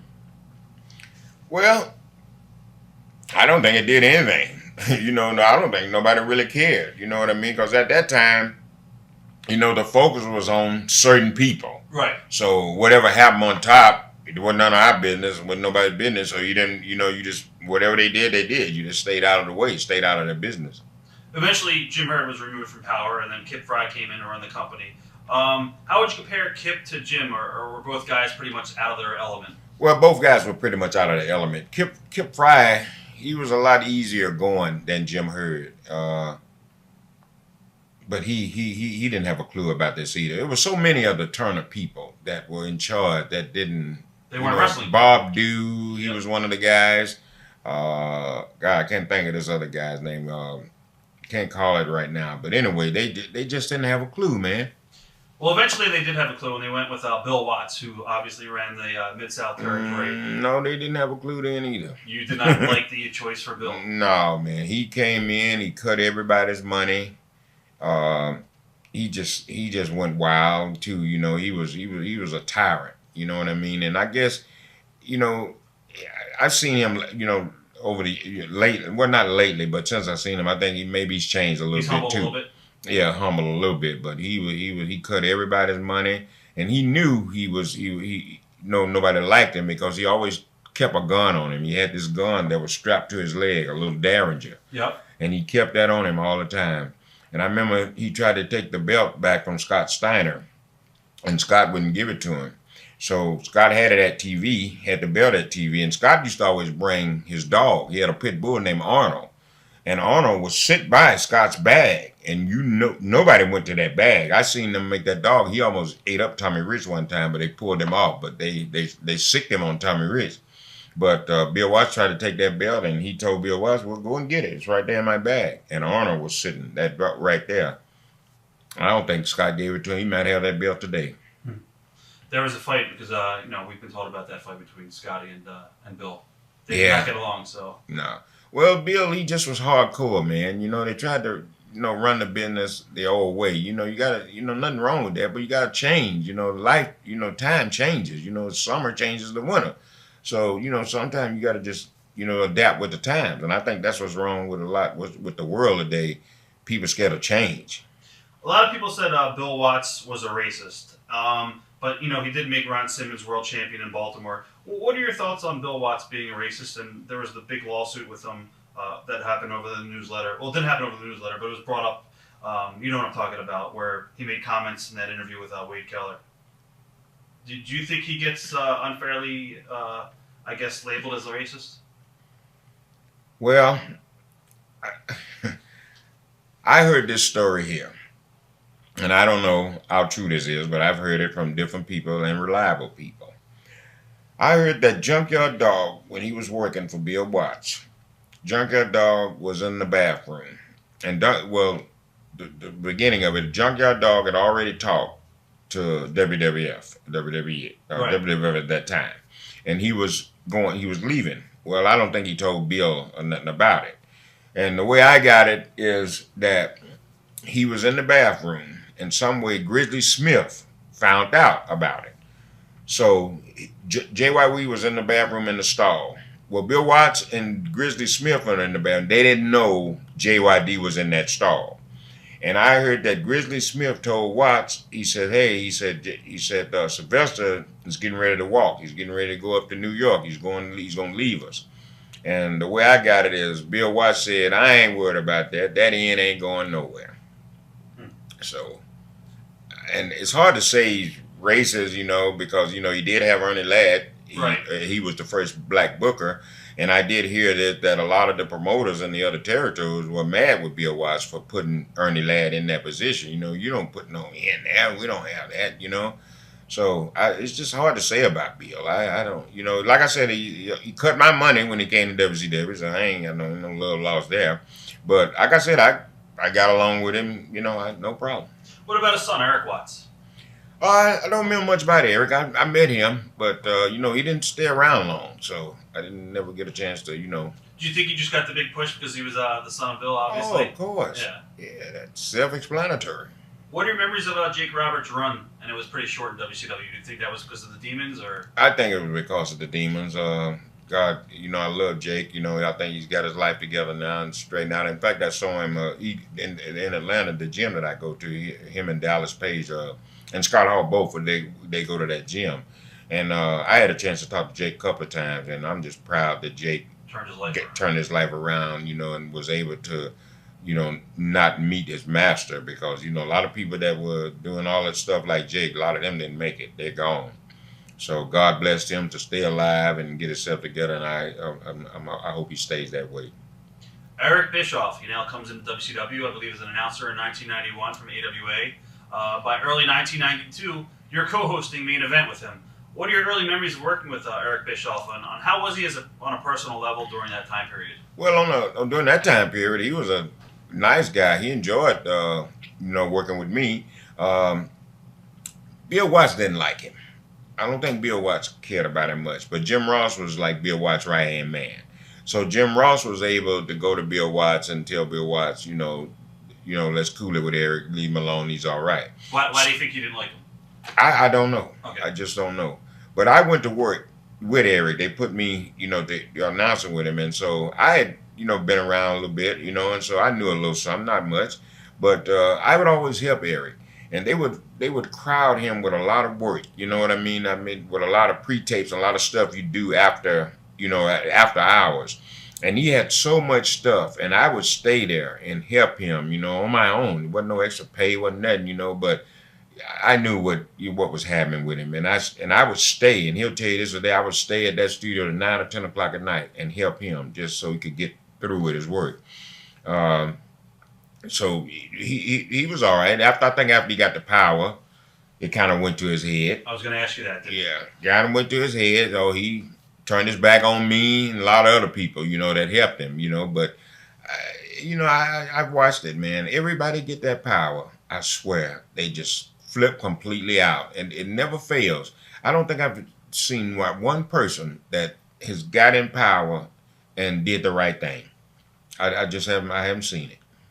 Around this period of time when you were doing the announcing, they moved you away from managing and more of announcing at the time. Were you disappointed WCW made that move with you, or were you happy just doing whatever you were doing? I was just happy doing whatever. It didn't bother me. Around the same period of time, they turned you babyface as an announcer, and then they began to showcase some of your fundraising and charity work you were involved in. What led them to taking you in that direction, and why were they promoting you outside the ring and your outside endeavors? Well, they didn't have anything to do with that. That was all mine. What they were trying to do was they were trying to get rid of me. So what I started doing after they turned me babyface, I started going out in the community on my own. I started going out, seeing people, seeing kids, just doing stuff on my own. I would ask them a lot of times to give me merchandise, stuff that they didn't sell. They would give that to me, and I would take that and give that free merchandise away. I would give it to kids. And so I started doing that and getting out, and then I had a chance to meet the mayor, Bill Campbell at the time, was in Atlanta, and he gave me a proclamation. September 15 which is my birthday, was Teddy Long Day. And so after they saw me doing all this community stuff and getting involved with all these people, then I thought they might have thought, well, we better not, he may cause us problems. You know what I mean? Right. He may cause us, if we get rid of him, he might start to, that type of thing. And I never will forget, Mr. Barnett, God rest his soul, he said to me one time, he told me, he said, Teddy Long, the only reason they put the belts on you and Butch and Ron is because the NAACP just keeps calling. That's why you guys are champions. Well, thank you. Right. But he told me that one time. I'll never forget that. So I think when I got out in that community and started dealing with all them people out there, they just kind of, and then they kind of realized they needed that. You know what I mean? This is something that they didn't even think about doing, this time to get out and relate to the community. So I think that kind of kept me a job. They eventually brought you back to manage Marcus Bagwell and Too Cold Scorpio. Yeah. What are your memories of working with those guys? Well, both of them were good guys. Scorpio, he's a little hard-headed, but Bagwell, he was a little stubborn too. He was green back then too. Yeah, but he had he had this mouth on him too, and I remember one time, they gave us a finish and he didn't want to do it. Well, he wouldn't come to me and Scorpio and talk to us. He would go behind our back and go to the agent and change everything. And we don't even know what's going on. So, like I said, they were okay. Memories feuding with Missy Hyatt during the Nasty Boys Scorpio Bagwell feud. Missy Hyatt, yeah. She was cool. She's one of those high on the hog too, thought her shit didn't stink, so. Did you get along with Kevin Nash when he was first in the company, when he was Vinny Vegas? Yeah. I just, me and him just only spoke or something like that. Didn't know no hanging out or none of that, but right. Just. Paul Roma, remember Paul Roma? Yeah, I remember him. Get along with him? Or? Yes, I did. What are your memories of Steve Austin and Brian Pillman as the Hollywood Blondes? And do you think they were broken up too soon because they were starting to get really over? Well, I don't know. I think that what they saw, there was two different personas. I think they felt that Austin could be better as a single, and they felt that Pillman could be better as a single. So why not branch these guys out on their own? Now we got more money. You know what I mean? Right. So I don't think they broke it up too soon. I think that they just saw something in both of them where they needed to branch out on their own. What are your memories of Booker T and his brother? Booker T and his brother, HOLLA. I have so many people now that keep asking me, didn't I manage them? They keep confusing them with Doom. And I have to always tell them, no, that's HOLLA, that's Doom. But I was glad to see them make it. I met them a lot of times before they made it to the big time. We used to go to Houston all the time, and they would always come, and try to be an extra or see if they could get a match or something. So when they came in, it was good. I was glad to see them, get a break because they worked hard. They paid their dues. Who do you think obviously has more talent? Did you notice the talent in Booker T right away, or did you think Stevie Ray had it as well? Or Well, they both had talent to me. I mean, they both were good together. Booker just kind of stood out a little bit more because Booker was more the flamboyant, right. And he had the gift of gab. So he kind of stood out a little more. What were your thoughts when you first learned that WCW had signed Hulk Hogan? Did you think it was going to be good for the business? Because in the beginning, the fans kind of rejected him. Well, I thought that it would have been good because I was hoping, at that time, Hogan was on fire. And to get Hogan to come over there, then it meant that everybody was going to make some money now. And my thing is, I just want to be on the card. Wherever Hogan is, let's put me on that card, right. So I can get a payday. So I think it was good for WCW. How did the company change as the Nitro era began? Talk about the differences that you noticed as a longtime employee in terms of how the company was run and perceived by the fans before the Nitro began. Well, I think basically back then, you know what I mean, the fans were just happy to have something. You know what I mean? I mean, you can see how huge that NWO was when that thing first come out. You know what I mean? That was brand new. That was something different. And that's what you got to have now, And we don't have that now. And I think, when Hogan came over there, I think like you said, a lot of people rejected and a lot of people went for it because Hogan had a big following. And I felt that, they also felt that maybe now it'll change WCW around, especially when Nash and Hall and all of them started to come, well, people could see them coming from Vince, well, what's wrong here, So I think they went in the right direction, but they got greedy. Now, you managed a couple other guys around this time period. Joey Maggs. Yeah. Jim Powers. Craig Pittman. Yeah. Hard Work, Bobby Walker. Yeah. And Bobby Eaton, Beautiful Bobby, is probably one of the best guys in the business of all time. Oh, yeah. God, he was great. I could tell you some stories about him, boy. He was just... Go for it. he's a sweetheart. Bobby was always scared of everything. He's scared of a spider, anything. So we was down in Orlando taping, doing the WCW taping. And so Bobby liked to fish. So we had these rooms at this Residence Inn, and right on the, on the property there was a big lake. So they had catfish, stuff in the lake. So Bobby Eaton, we went and got a pole and everything. So we would fish. So Bobby, we didn't have no bait. So Bobby went and got some hominy. And that's what he was using for bait. Well, Bobby would throw his line in and he'd catch a catfish. The catfish is big as my hand. He was scared to take him off the pole. Scared to touch him. It was amazing. So we'd have to take the fish off of Bobby and throw it back in. But he wouldn't take. He was scared to death of that fish. He'd catch it, but he wouldn't take it off the pole. But he was a sweetheart of a guy, man. A great worker. I mean, so easy. Every guy ever heard that worked with Bobby, just like a night off. Were you upset around this period of time when the older members of the locker room, like you, weren't being pushed, and a lot of former WCW names were, I guess, instead getting more TV time than you, or were you just happy to be a part of the company? In WCW? In WCW. Yeah, I was just happy to be part of the company because you got to understand this, you know what I mean? Everybody has their time. So if they're not pushing you, just thank God that they still got you there. You know what I mean? If you stay there, they're going to eventually find something. But if you don't stay there, then there's nothing for you. So the point is, whether they use you or not, you got a job. You're getting a paycheck. So, don't just concentrate based on a paycheck. You want to earn that paycheck too. So then that gives you some time to try to come up with some ideas for yourself or come up with something that you may go to the writers with and say, well, hey, how about this? Let's try this. So I think if you're able to stay there, even if you're not being pushed, and you're getting a check, then you got time to try to work on you some ideas. As long as they see you, they may come up with something. But if you ain't there, out of sight is out of mind. You had mentioned as time progressed, Eric Bischoff developed a little bit of an ego because, now it's like in the mid-'90s and WCW is kicking the WWE's ass when it comes to ratings with the Nitro Monday Night Raw War.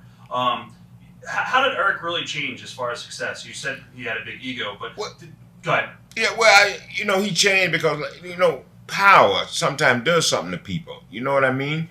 And I think he just, he wanted to prove to Ted Turner and them that they chose the right guy for the job. So he wanted to make that thing work. And he tried, everything he could to make it work. But see, he had so many people in his ear. You know what I mean? And that's, and that's bad. Everybody's in the ear trying to, well, I want to do this, or let me do this, or here's what you can do for me. So it's just kind of hard. to concentrate on everybody, right. you know. So, but I think he got a little ego too. He let his ego got there too. But other than that, he came around, and that's the good part about it. He thought about what he had did to people. He was real apologetic, and everything, and that's what it takes sometimes. Is this later on when he worked for Vince? Yes. Okay. Yes. How often did he talk to the locker room about trying to put Vince out of business back then? And did you guys ever hear him have those meetings with the locker room at all? Or well, I never did hear those meetings, and I don't think those meetings he didn't have them in the locker room. Those were production meetings. Okay. What are your memories of Benoit, Guerrero, Malenko, Jericho, Conan around that time period? Well, Benoit, we got him. He was certainly, doing his thing. Conan, I don't know that much about him. I met him and talked to him because when he used to bring in a lot of the guys from Mexico, Juventud and Psycho, he used to bring those guys in, but he just got paid for bringing those guys in, and I didn't see much, wrestling out of him. But as far as I know, I met him and he was a pretty nice guy. Eddie Guerrero, great guy. I feel he made me feel real good one night because him and Ray was on a tag. And I forget who they were with, but he did something in the tag, and he come back. They come back. Him and Ray both come back. And I think I stopped Ray because me and Ray talked all the time. And I think I stopped Ray, and I was saying something. I'm trying to remember what it was, but I told Ray, no, you don't want to do that. I think, why wouldn't you do this or something? And he says, yeah, that's good. He said, tell Eddie. Right. Tell Eddie. And so Eddie, he called Eddie, and then Eddie come over. And I ran it by Eddie, and Eddie said, God damn it, that's good. That's good shit. That's good. And I just felt good that I could offer something, So Eddie was a good guy, him and Ray. What about Dean Malenko? Dean Malenko, all right. Me and him didn't talk much, you know what I mean? He was an agent for a while, and so I had to deal with him on doing that. But other than that, that's about it. All right. There was a lot of talk now about how the harder working performers like the names we just mentioned were being held back and how frustrated they were. How much of this could you see at the time in the locker room? Did you see a lot of that? Because the NWO, you had Scott, Kevin, and Sean, and then you had Hulk Hogan and his guys over there. Did you see a lot of the political battling behind the scenes? It's always been political. Yeah. Ever since day one, it's always been political. There's a lot of egos, and everybody wants to be on top. Everybody wants to be the chief and don't have no Indians. Steve Regal. Good guy. From WCW. Members. Yeah, good worker, good guy, great. Yeah, I had a chance to travel. I rode with Steve for a little while too, so he's a real nice guy. What led you to leave WCW? Well, they didn't have anything for me either. I went home after I left WCW, and I stayed home for maybe a year, and they would continue paying me. I was under contract to them, so I was continuing getting paid. So I called Jim Ross. Me and Jim Ross had been friends for a while. And I told him about what was happening with me down in WCW and, see if he could get me a job. So I called Jim, and Jim called me back and told me that they needed a referee, and he was going to bring me into WWF at that time as to be a referee. So I knew what was happening, so I was just lucky enough to get with Jim Ross and, and got a job. Did Jim change at all from his time in WCW, or is he the same Jim Ross to you? No, same Jim Ross. Yeah. What was your very first meeting with Vince like? How did that go? Well, I never did have a meeting with Vince. When I first went to work there as referee, I saw him one time and introduced myself, and he introduced himself to me, and that was it. The only time I had a meeting with Vince is I went home after the mistake with Kristen and Tajiri in Hawaii. Right. They blamed that on me and said I fast counted. No, I didn't fast count. I said I counted him out. Well, he's like I told you in the beginning. He said he was knocked out. He couldn't even kick out, so I can't stop the count. But anyway, make a long story short, Jim was Jim. Were you disappointed when you first came back, or when you first came into the company, that they only wanted you as a ref, or did you want to, be a character again? Well, it didn't bother me because I understood, you had to come in and pay your dues. And the thing about when I first went to work with Vince, you know what I mean? I don't know whether he knew me or whether he knew what I did down south or what, but I was just happy to, to get a job. So me refereeing didn't bother me because that's how I started. That's what got me in the business. So I just went back to my old self. Talk about the differences behind the scenes during a Raw and a WCW TV taping. What are the differences? No difference. About the same. The only thing you got with the Raw show, it's a live show. So it's real hectic, you know what I mean? And for as time is concerned, because you got a live show, you got to make sure everything's on time, because that's what it's all about. When with SmackDown, it's a tape show. You know, if something's wrong, you can always go back and fix it. Well, I was talking about WCW Nitro when they were live and Raw. I mean, you worked for both. Oh, okay. Yeah. Well, at the time when WCW Nitro was live, it was on and popping. It was out there, you know. But once Vince got a grip and got a hold of what was being done to him, then he knew what to do. Vince was a businessman. He knows what to do. Where other guys were so busy trying to put him out of business, he was thinking about how to stay in business. So and he did a good job of that. As far as the way like the locker room was ran, can you compare the locker room as far as like WWE's locker room and WCW's locker room as far as like talent goes? I think the morale was a lot better in WWE than it was WCW. Okay. WWE obviously had the writers, and WCW had the booking team. What was the difference between working for a booker and working for a writing team when you were a performer? Well, and what do you think works better? Well, I think what works better is working for a booker. Writers, sometimes they can't write for certain people. And I don't mean this to be racist, but sometimes here's a white guy. He can't write for me because he doesn't know me like that. You know what I mean? The way I got over with my character is I invented PLAYA. They didn't give me that. I brought that to the table. They started, when I first started doing it, they didn't like it because they didn't understand. PLAYA, you're not out here in the community. You're not out here with the people. I'm out here. I know. You're in the bubble. Right. So I know what it takes. And the way I got PLAYA is that I had a dog named Boss, and a lab, and I used to get on. He'd be laying around and come on, PLAYA. I just started messing with the dog, and I just took it to TV and just started saying it. And there was some thing like HOLLA HOLLA. You know what I mean? That was my creation. Because one of them told me one time, I don't think you need that HOLLA HOLLA. What do you mean you don't think I need it? This is what I do. Right. So I'm just saying, you know, it's better to be with a booker where you can kind of throw out your own stuff there. You know what I mean? But because a lot of times, like some of the writers, they can't write for you because they don't know. No, nothing against them. They just don't know. When you first entered the WWE locker room, did the talent accept you right away? Was there heat between anyone and the refs, maybe for taking their spots, or? Well, I didn't really take anybody's spot. I just came in for a job, you know. But, you know, it's always like that. Anytime you go to a new territory, you know, whatever you're doing, you know, it's going to always be somebody saying, well, what's he doing? Whose job he going to take? Quit worrying about all that. Just do your job. That's why I stayed as long as I did and with Vince. Because I ain't worried about nobody else. I just worried about whatever Vince wanted me to do, that's what I was going to do. So, as long as I made Vince happy, I wouldn't study nobody else.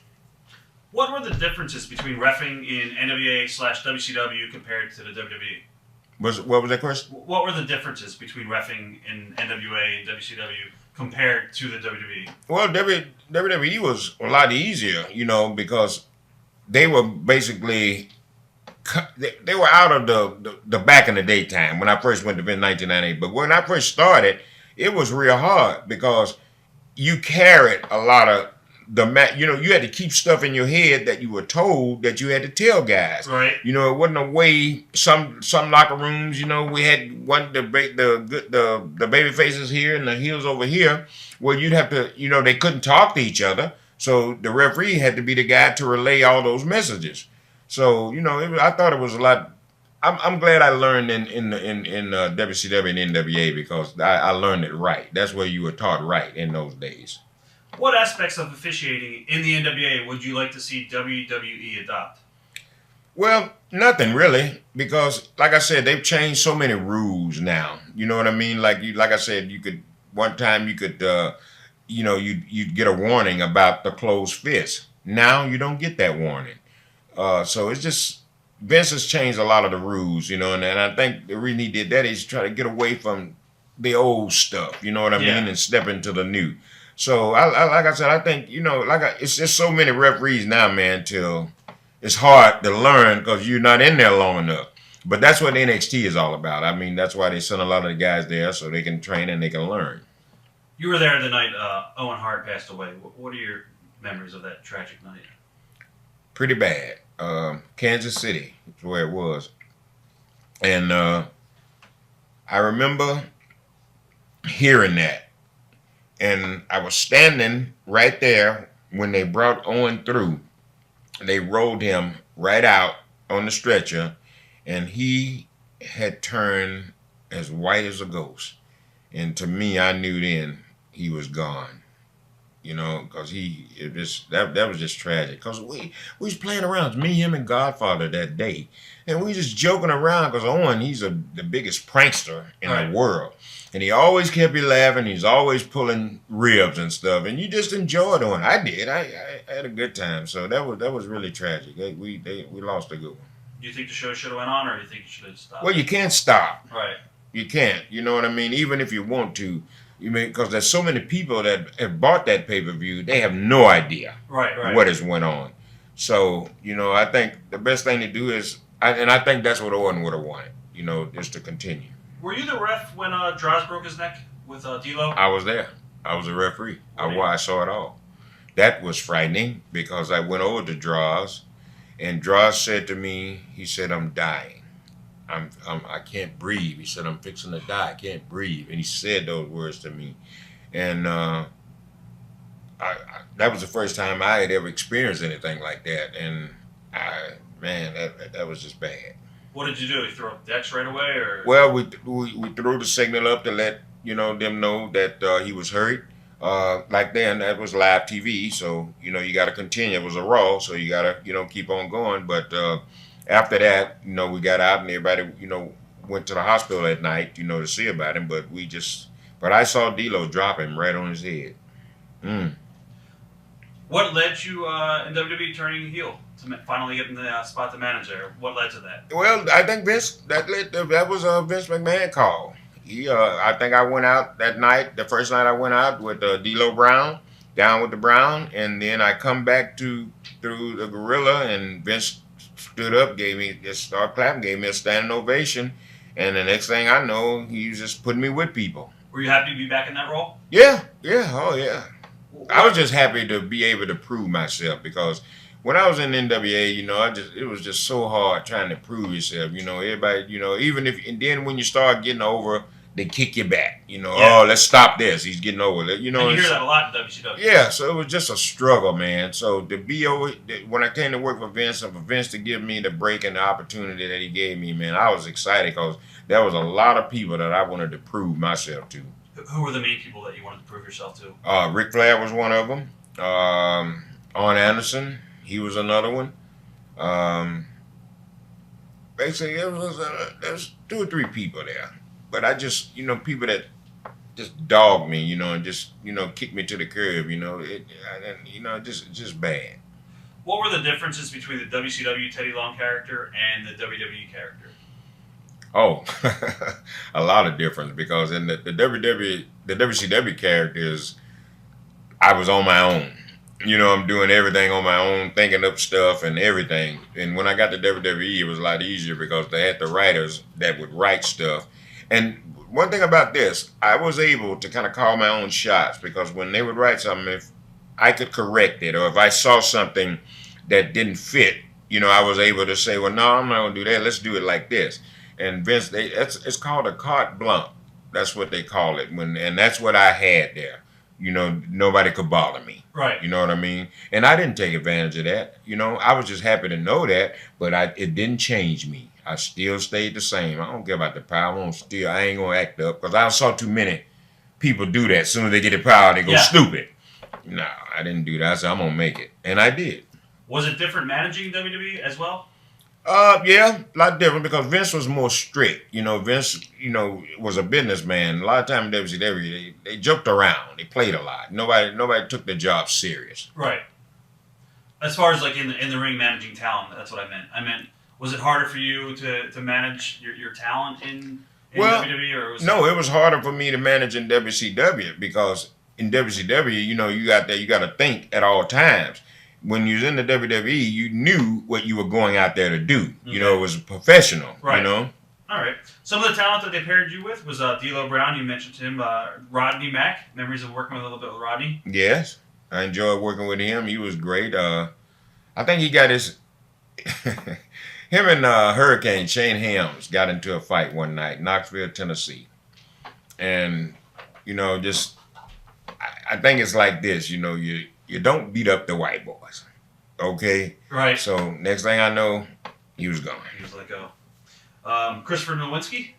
Yeah, he was great. I enjoyed him. He came back for a while. I think he's doing this deal with the concussions or something. Yeah. I saw him on TV addressing Congress or something. They were talking to him about a month ago or something. But he was a real nice guy. Rosie didn't stay with him long enough. And of course, Mark Henry. Yeah, Mark Henry. I enjoyed being with him. Him and Rodney were tagged at one time, and then I had a chance to manage him single. But Mark was all right. I enjoyed working with Mark. Mark Jindrak. Oh, yeah, that was fun. The reflection of perfection. Do you think WWE missed the ball with some of the, talent that I just mentioned? Maybe with Mark Jindrak. I think somebody didn't see something. But for him to take off and go to Mexico and become such a big, huge star, shows that they missed the boat. Something was wrong. Yeah. Right. Do you think WWE missed the ball? I guess. Let me backtrack. You were drafted from Raw to SmackDown around this period of time. What were the differences in the locker room morale between the two brands? No difference. No difference at all? No. None of the guys looked at it as a step down? No. Only thing you just got it's the same show, just a different name. Right. It's often said that Raw was more business-like and SmackDown was more of a frat on the road. Is that fair to assess? No, SmackDown was just as business as Raw was. The only thing in difference is, like I said, is the live show, you got a lot of pressure. Right. With that SmackDown show being taped, you can relax a little more because, like I said, if something's wrong, you can fix it. How did Undertaker change in the years since he left WCW? Now he's in the WWE and he's the top guy. Did he change at all? No. Didn't change at all. It's the same nicest guy that I met from day one. What about Mick Foley? Did he change at all? No, Nick has always been the same guy. Okay. I'm going to mention some guys' names, and I just want you to comment on them. Kurt Angle from the WWE time period. Kurt Angle, good guy. I loved him. I had a chance to work with him. In fact, I took over general manager spot from Kurt Angle. Yep. Yeah. The Rock. Oh, yeah. I liked and enjoyed working with Dwayne. He's just a funny guy. He kept you laughing all the time, but he was great to work with. Any good stories on the road with The Rock at all? Or? No, I didn't got no stories with The Rock. Mark Henry would ride with him sometime. I never did ride with him. Rock basically, kind of was on his own, rode by himself. What about JBL? You hear a lot of different things about JBL. Jesus. Oh, God. John is so good. I rode with him and Ron for a while. I was driving them when they were APA. And I'll tell you a story. One Sunday, we were going, it was Ron and I, Ron and JBL, we were going somewhere. I forget. I know we were going to Louisville, Kentucky. And so it was on a Sunday. So we had nothing to drink, no beer, Ron and them, they love to drink. So they went to this convenience store. We stopped in this convenience store to buy gas. So when we went inside the convenience store, we saw beer in there, but, they had it locked down because it was on Sunday. You couldn't sell it. So I remember Bradshaw walking over to the girl at the counter, and he gave her $50 and told her, said if she'd open that case and give us a case of beer, $50. Right. And she did it. She opened that case up, and she gave us a case of beer, and he gave her $50. Huh. Okay, so now we're riding on down the road. I ain't drinking nothing. Haven't had anything to drink. Ron and John are just smashed. So they had some construction or something, but anyway, I make the wrong turn or something. I don't know what it was, but anyway, here comes the police. He stops me. So he comes over to the car, so he's talking to me at first, and he says, and then all of a sudden he says, I smell alcohol. Anybody drinking in the car? I smell alcohol. Now Ron's in the back. He's smashed. So he's kicking my seat, and he's saying, I can hear him, what do you want, Long? What do you want? What are you stopping us for? And I won't even turn around. Right. I won't even look at him. So the next thing when he said, he said, I smell alcohol. Right out of Ron's mouth. Oh, so we got a bloodhound now. Okay, so you're a bloodhound. And he's saying this to the police. I'm like, oh my God. Now the man's hot. He makes us get out of the car. Well, he pulls me out of the car. He starts giving me the breathalyzer, the alphabet deal. I'm like, I ain't had nothing to drink. What's the deal? So he make me go through all this stuff. Then Bradshaw, he's in the front. He's smashed. Next thing I know, he's saying, leave him alone. It's me and Ron. We're the ones drunk. He's not drunk. We're drunk. Oh, he's just crazy. So the man ended up giving us a $600 ticket. Wow. So then Ron them ripped me. They told me, well, you were driving. They wrote in your name. You got to pay it. They don't want to try to help me. It's $600, man. I ain't.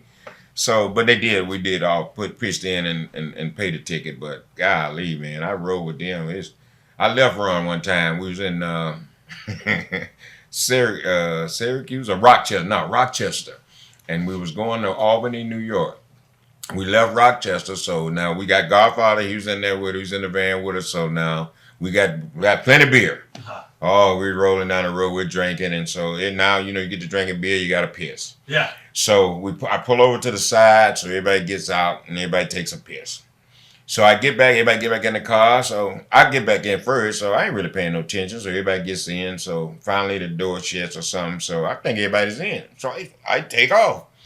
So I get down the road a little bit, and Bradshaw looks over at me and says, "What are you doing?" I said, "What are you talking about?"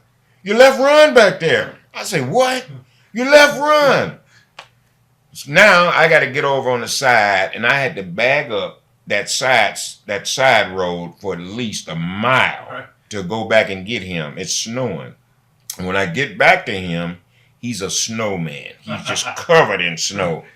Oh, they cuss me. They cuss me all night long. Ron gets in the car. He cusses me. Bradshaw's cussing me. Oh, it was a night from hell. A lot of people say Bradshaw's a bully, and he's had problems behind the scenes with some of the guys ribbing him and stuff. And well, back then Bradshaw drank a lot. You know what I mean? So alcohol played a big problem in that. You know what I mean? He didn't mean no harm. And then John is, a sweetheart of a guy. But like I say, alcohol played a big problem in that. Because he'd get to drinking and they just want to do stuff to people. Did you get along with Shane McMahon? Yeah, I did. What was he like? He was all right. Like his dad? No, Shane was easygoing. Shane liked to play a lot. He was a really easygoing guy. A lot of people say he's one of the boys. Yeah. Fair to say? Oh yeah. Yeah, that's fair to say. What about Steph? What was she like? Well, she serious business age, just like her father, and she didn't play. When you had to do stuff with her, you had to make sure that stuff was right because she was a little picky. Vince would be with you and he would watch you do something, and if it was good, that was the end of it. Okay, let's go with it. But Stephanie sometimes would pick a little. I remember one time we did something and it was good. I swear it was good, man. And we got through. We thought it was all right. She said that she saw a speck on the camera lens, a spot. So there's a guy that run the cameras. He looked at me. I look at him. And I don't know nothing about the spot. But we had to do that all over again. We didn't see the spot, but maybe she did. I don't know. But she's strictly business. Now, I tell you, I'd rather work with her. Work with Vince than to work with her sometime because Vince, like I said, he ain't got time. If it's good, he gone. Right. She have a passion for the business, you think, or is she just? Oh yeah. Okay. I think she does. Okay. Yeah. What about Hunter? Yes. Yeah, he's got a passion for the business. He's a student of the game, obviously. He's done this all his life. Yeah. So. Is he approachable? Is he easy to get along with? You had mentioned. I don't know if you want to talk about it. You weren't one of Hunter's guys. I just think with my deal, you know what I mean? I might not have been one of Hunter's guys either. That may have had some part to play with it too. But I think that, my time was up. Okay. With the long time I had been there, 14 years, I had a great run there. And by them going in the direction of him and Stephanie being the authority figure, there's no room for no general managers. I maybe could have managed somebody, but like I said, maybe I just been there too long. Maybe we'll talk about that because there's a lot of stuff you did in between before you left the company. Paul Heyman, did you get along with Paul at all? Yeah, he was all right. Paul Heyman, good guy. What were your thoughts when WCW was bought out by WWE? Well, I didn't really think anything about it because back then, I wasn't as deep into the business as I am now, so that, I was just happy that it was just, I had a job and, somebody bought something, I had somewhere to work. Why do you think it was so hard for the WCW talents to integrate themselves into the WWE locker room? Well, because it's because like in WCW it was so easy. You know what I mean? And when you went to Vince, it wasn't easy. You had to work. You worked for your money.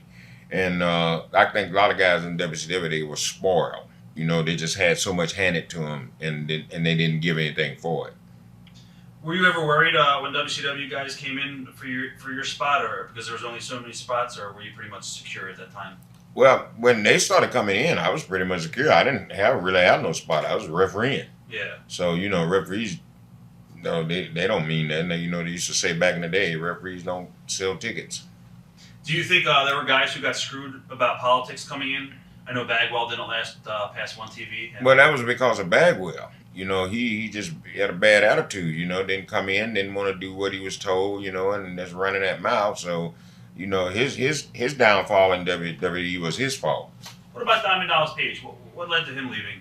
I think there were some problems with him not wanting to do what he was told. They had some angle I think they were doing with him and Taker and Taker's wife, and some kind of way all that got messed up or something. But I think Dallas didn't want to do something they were asking him to do or something. So I think that's probably, you know, I think he came in wrong. You know, you walk in the door and you're going to tell Vince what you're not going to do. Yeah. You don't do that.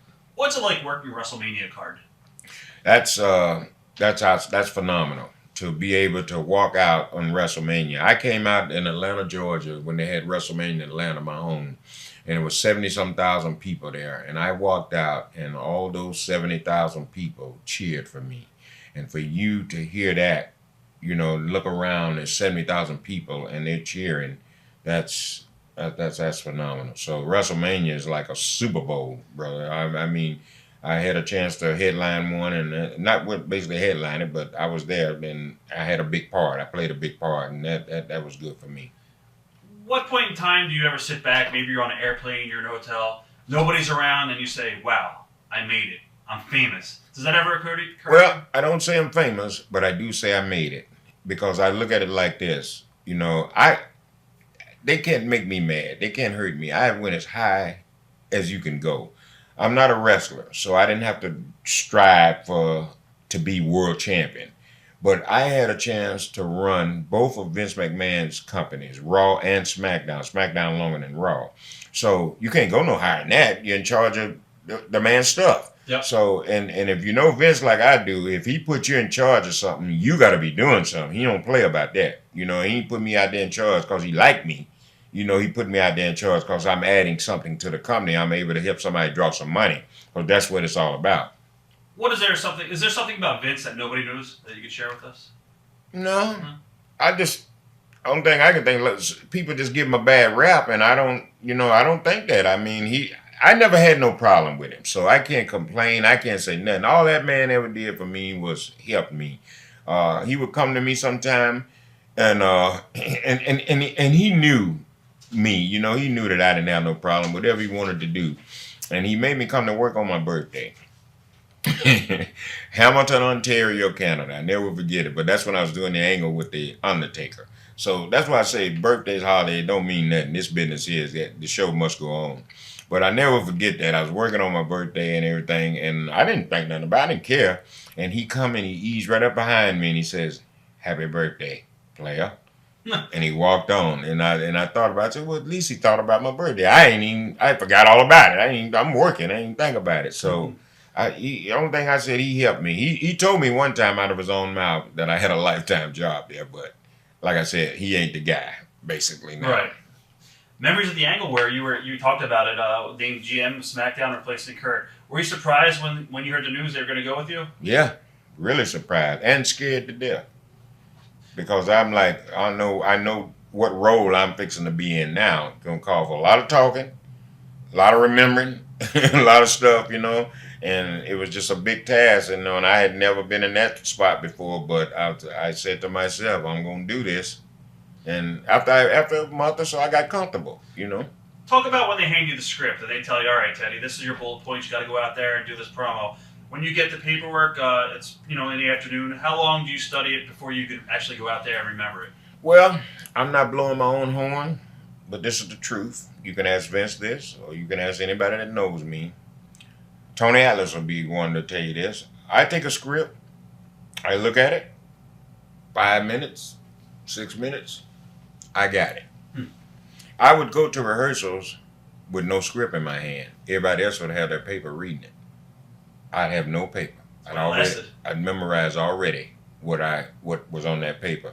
And Vince liked that because during rehearsals you got everybody, people, maintenance people, everybody walking around. Yeah. So Vince was real particular about people seeing what we do. So for me to be out there in rehearsal with no script, that's real. Right. You weren't breaking kayfabe. Right. And yeah. so people will tell you I had no trouble. What made them decide to make you the babyface GM? Were you surprised by the turn? Well, I guess, I don't know. I didn't even really realize what the turn was all about.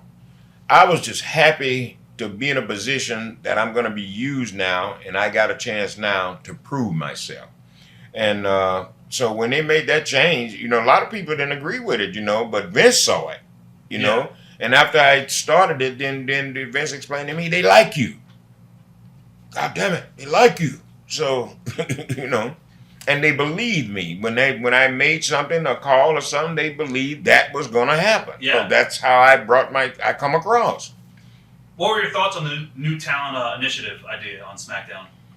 Well, I just think it was just something they were trying to do. There was something different. You know what I mean? Something people can look forward to. So, well, okay, let's see what's going to happen here. Something they hadn't seen before. You got to work a little bit with Bobby Lashley? Yeah. Well, what was Bobby like? Bobby was all right.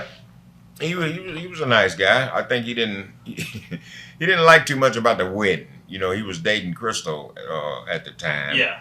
And I don't like Bobby. You know what this is, Right. But he didn't like that. Well, okay, whatever. Right. What about Mr. Kennedy? Why do you think he flamed out in the WWE? He had a little bit of locker room heat with some of the guys, with Randy and all? Yeah, he had a little locker room heat, and I think he, might have been messing with the gimmicks or something too. Like I said, we all been there, done that. So, he just got a little locker room heat. He had the issue with Bob Holly too. Yeah. So. Yeah. MVP. MVP. Did you get along with him? I got along with him. Yeah, he was nice, good guy. I think MVP. What was it? One night, I think we were in Canada, Edmonton. I believe that's where it was. I think him and Laurinaitis, they got into it at the bar or something. And I think MVP, I guess he may have been drinking too. So he kind of come out and just told them they were being racist against him. And I think the last thing he did is something, I think it was Alicia Fox, was standing there to go out and do something. And I think MVP told her, said, you know you ain't going to win. You know why you ain't going to win? Because you're black. Something. So they want to get rid of him right away. So yeah, he's stirring up. What were your thoughts when WWE hired Eric Bischoff? And we talked a little bit earlier. Do you think he was humbled by the loss of WCW when he came into the company? Well, I think he was humble. I think what he finally realized, that some of the stuff that he was doing, when he was in charge, like trying to put Vince out of business and all that, I think, he understood that, that wasn't the right thing to do. And I think maybe he came to work for Vince to try to, just show him, hey, man, whatever I did, let's bury the hatchet and let's move on. Whatever you want me to do, I'm here. Was he accepted by the locker room? Oh, yeah, I think so. What about the incident between him and Ric Flair that took place backstage where Flair tried to assault him? Were you there for that at all? Or I wasn't there. I hadn't got the TV. When I got there, then I think it was over. It already happened? Yeah, so I didn't get a chance to see that. But it was just old heat, with him and Flair. Right. Did you see your move to ECW brand as a demotion, or did you just see it as another opportunity for you to just try to get yourself over and stay on top? Or Well, Vince wanted me to go to ECW. What he did after he moved me out of whatever the angle was, that I think if it was Vicky, I think me and her had the angle there, and she was in charge, and I was doing something else. Right. But I never forget, Amado Estrada was the GM there. And Vince didn't like it for some reason. I don't know. But I never will forget, I was in Gorilla and Vince called me. He said, come here. He called me out. And we went over and he called me and he spoke to me and he told me, he said, God damn it. He said, I got to get you back in the mix. God damn it. You're going to be general manager ECW. God damn it, Playa. I got to get you back out there. And I said, okay, no problem. Thank you. And that next thing I know, I was there. What were the differences between how ECW was perceived backstage versus Raw and SmackDown? Do you think the talent looked at that as a step down to go to ECW? Because, Well, no, nobody really looks at it like that. You know what I mean? This is your job. You know what I mean? And you got, if you got any smarts at all, don't make no different way you go. Right. Exactly. You're still on TV. Yeah, you're still on TV and you're still collecting a paycheck. But, you do have guys with them egos, well, I ain't on Raw. Well, I don't want to be on SmackDown. Right. The guys that are just marks for themselves. Yeah, there you go. They're marks for themselves. That's right. Let's talk about Eddie Guerrero. What are your memories of Eddie outside the ring in WWE? Good memories. I rode with Eddie a couple of times one time. I think me and him went to the gym or something and worked out together. But I had good memories with Eddie. I really miss him. Eddie was a nice guy too. Were you there the night they announced his passing? I was there when he passed. I was in Minneapolis, Minnesota when they found him that morning in the Marriott Hotel dead. I got the TV and Fit Finley. He was the one that stopped me and told me. But I was right there when it happened. And that's right. I had saw him that night. The night before I saw him, and because it was a TV hotel, everybody was staying there, and I saw Eddie that night. And the next morning and when I got the TV, is that when I found out that he had passed. Were you surprised that down the backtrack? Let me slow down. Vicky Guerrero. What are your thoughts on her being hired by the WWE? Do you think that was a good move? Yeah. Well, she did good. She did good. I mean, me and her had some great times together with our storylines, and it was just, Vicky was a sweetheart too, man. And she always, she was always appreciative. She would always, come to me and she would say, thank you for helping me. Because a lot of things that Vicky did to me, I told her to do them. We did some pre-tapes one time and she was having me to go do something. And she said to me, go get the coffee. I said, no. Demand me. Make me go. Make me feel like shit. You know what I mean? And that's what's going to work. The more you ridicule me is the more they can't wait to see me come back. Exactly. You see? So a lot of things she did, I was pushing a wheelchair one time for her, and I told her, I said, just stop me right in the middle of it. Tell me I'm going too fast. Make me slow it down. Anything. Right. Yeah. So I love Vicky. She's great. She's going to be missed there too because she had more heat than the guys. So I don't understand why they couldn't find nothing for her either, Was she a fan of the business? Did she follow the business at all? Like, how did that develop? How did she get that spot? I guess by being Eddie's wife, that's all I know. Cause I never did see Vicky as much as I seen her, after Eddie died at all. I mean, I saw her and Eddie one time, but Vicky was always, she never come around much. I never did see her. The most after Eddie died and they gave her that spot, that's when, I kind of, met Vicky. Do you think she developed a passion for the business? Oh, yeah. Okay. Yeah, look at what they do to her. Yeah. She don't have no problem, you know what I mean? She know.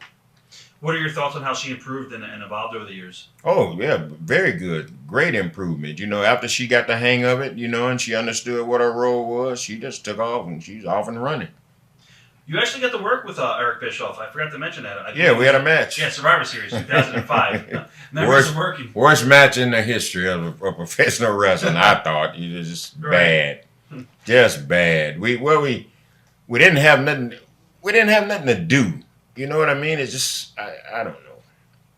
Why do you feel that Booker T succeeded in WWE, where as so many other former WCW wrestlers failed? What did he do that others didn't? Well, Booker could work. And there were a lot of other guys that could work too, but Booker knew how to work and he knew how to get over. And he was good for the gab. Book could talk also. And whatever he was told or his characters, Book knew how to get them over. And Book wanted to be successful. That was his main goal, was to make it to and to prove to everybody, that he could be somebody. He could be a star. So I thought it was great for Book. What are your memories of working with Booker T in WWE during the angle where Booker kept trying to get out of defending his U.S. title? Oh, it was great. I loved working with him and Charmel. They were great. I remember one time they saved me. One time we were in the ring and we were doing a promo and I forgot what I was supposed to say. Just all of a sudden, I've had that to happen, but it'll come back, know. But this time it looked like I couldn't get that thought back and I stopped and Charmel and Book picked up on it right away. And Charmel just chimed right in and started talking, and then it come back to me, hit me. You know what I mean? Yeah. So it was just, that's when everybody's on the same page. You're a team. You got to know what's wrong over here in order to fix it. So I tell Charmaine about that all the time. I said, thank you for saving me that day. Thank you. Because I swear I could not, that thought would not come back. What I was supposed to say, I couldn't remember it. Were you there for the Booker T locker room fight? With who? Batista? Yeah, Batista. No, that was, it was on a signing or somewhere. Some kind of an appearance or something. I wasn't there on that. Okay.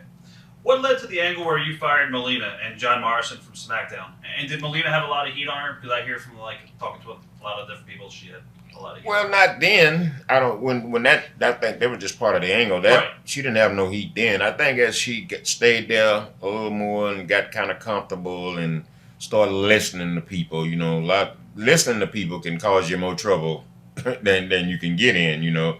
And I don't think she meant any harm or nothing, you know. She was a nice girl too, but you know, she just got caught up in it. Memories of the romance storyline with Crystal Marshall and the crazy wedding angle where you had the heart attack. That was good. The good part about it is my wife was there and she was on the front row and she watched the whole wedding. And the other part, what was good about it is my grandson now that he's 11 years old, but at that time he was about 2, and he was going to be the ring bearer. And so we're waiting on him. We're live now. We're waiting on him to bring the ring down. Right. He doesn't come. Vince, I'm looking over at him. He's panicking. God damn it, you know. Right. So I can't figure out what's going on. So finally he comes down. No, they sent the ring down, and then when I got back, I come to find out that the only reason he didn't bring the ring down because he wanted to go piss and nobody would take him to the bathroom. So he said, "No, I'm not doing it." Wow. He's 2 years old. He want to go piss, so you know they wouldn't take him because we ain't got time. You got to, you know. Right. But he didn't understand that. But that was funny. But it was good. And then when I had the heart attack, the supposedly heart attack, they had me on the stretcher and they were rolling me out. And it's Crystal. I wanted to cuss her out so bad. She's beating me in my chest so hard till she's about to really give me a heart attack. Right. She's like, boom, boom, wake up, daddy. I'm like, I want to say, but I know there's a camera on me. I want to say to her, please, you're killing me. But that was funny too. We heard the original storyline was going to lead to Marshall having been in cahoots with Vicky. Yeah. To take over SmackDown, and then Marshall would be Edge's on-screen valet, similar to Lita's old role. But then I guess Marshall quit. What are your thoughts on the entire scenario that would have happened? Well, well, it's just hard to talk about it because it didn't happen, so you just don't know. But I think, you know, that might have been good. You know what I mean? It is a way, you know, for him to trick me, you know, which would help me a lot, you know. Memories of working with Tiffany in ECW. Oh yeah, I remember her. She was real nice. She was eager to learn. She was always appreciative too. She'd always come to me and thank me so much for helping her. Even after she was on her own and I went back over to SmackDown, she would always bring her promos to me and she would read them, you know, and ask me, you know, what did I think, or how should she relay this, or how should I say this, you know. So she was real good too. What are your thoughts on the rise of CM Punk? Phenomenal. Punk is, like I said, I was right there with him when he was working with Chavo and all them feats back, you know, when he was struggling, trying to make it. And, you know, if it's for you, man. And I'm just happy that it happened to a guy like Punk. He's a nice guy.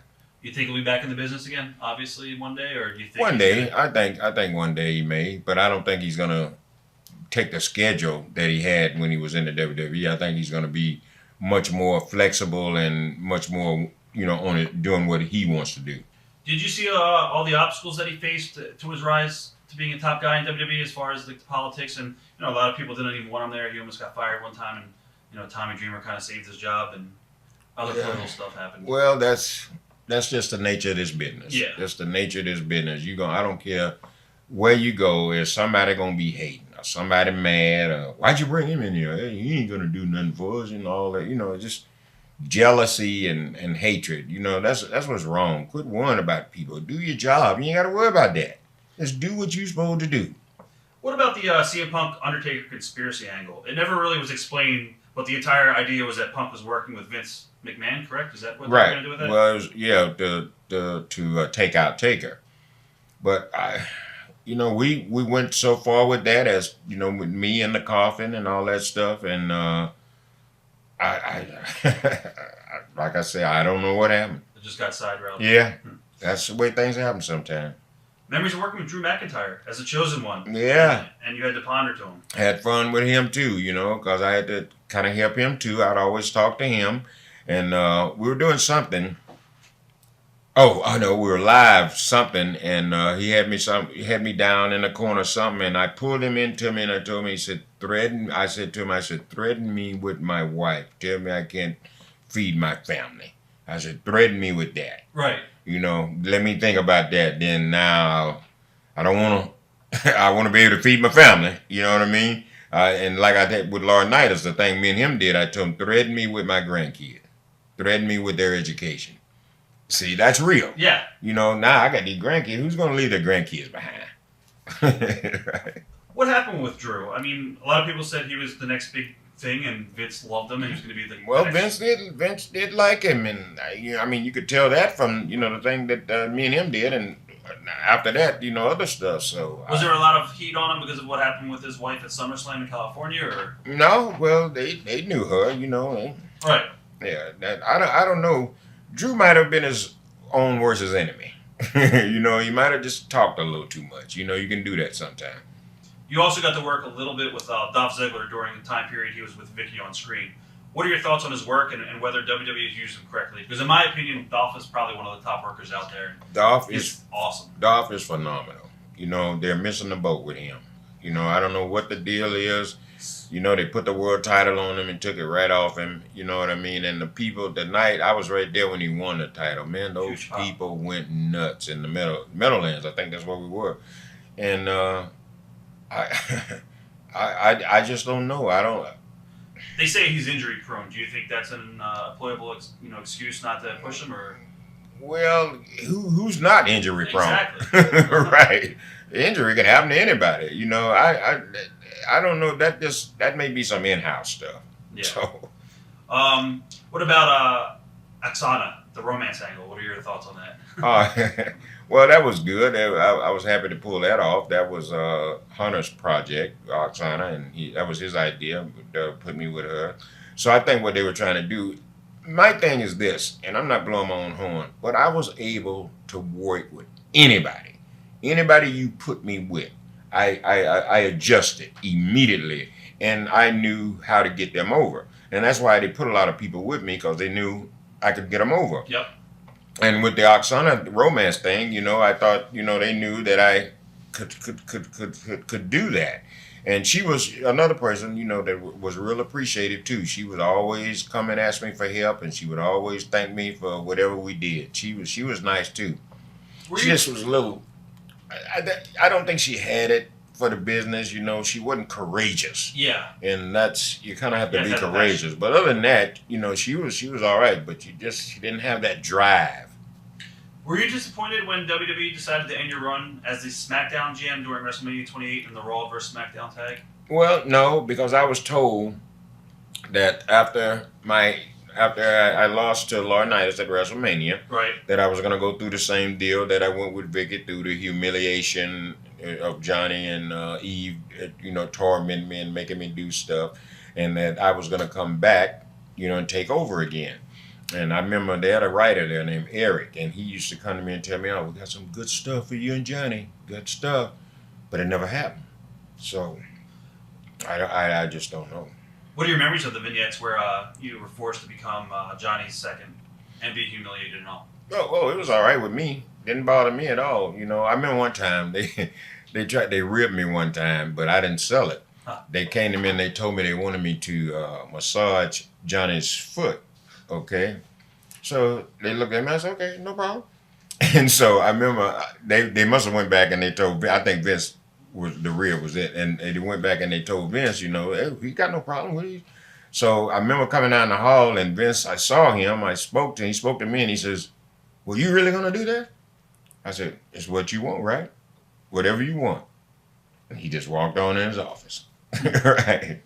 Was Vince pretty approachable if you needed to talk to him? Could you go up to him, or would you? I could go up to him and talk to him. Yeah, I didn't have, cause see, I didn't worry him. I wasn't one of them guys always, you know, running in his face and all this. Vince was like this, man. When you went out there and you did something and it was good, When you come back through Gorilla, Vince would give you the thumbs up.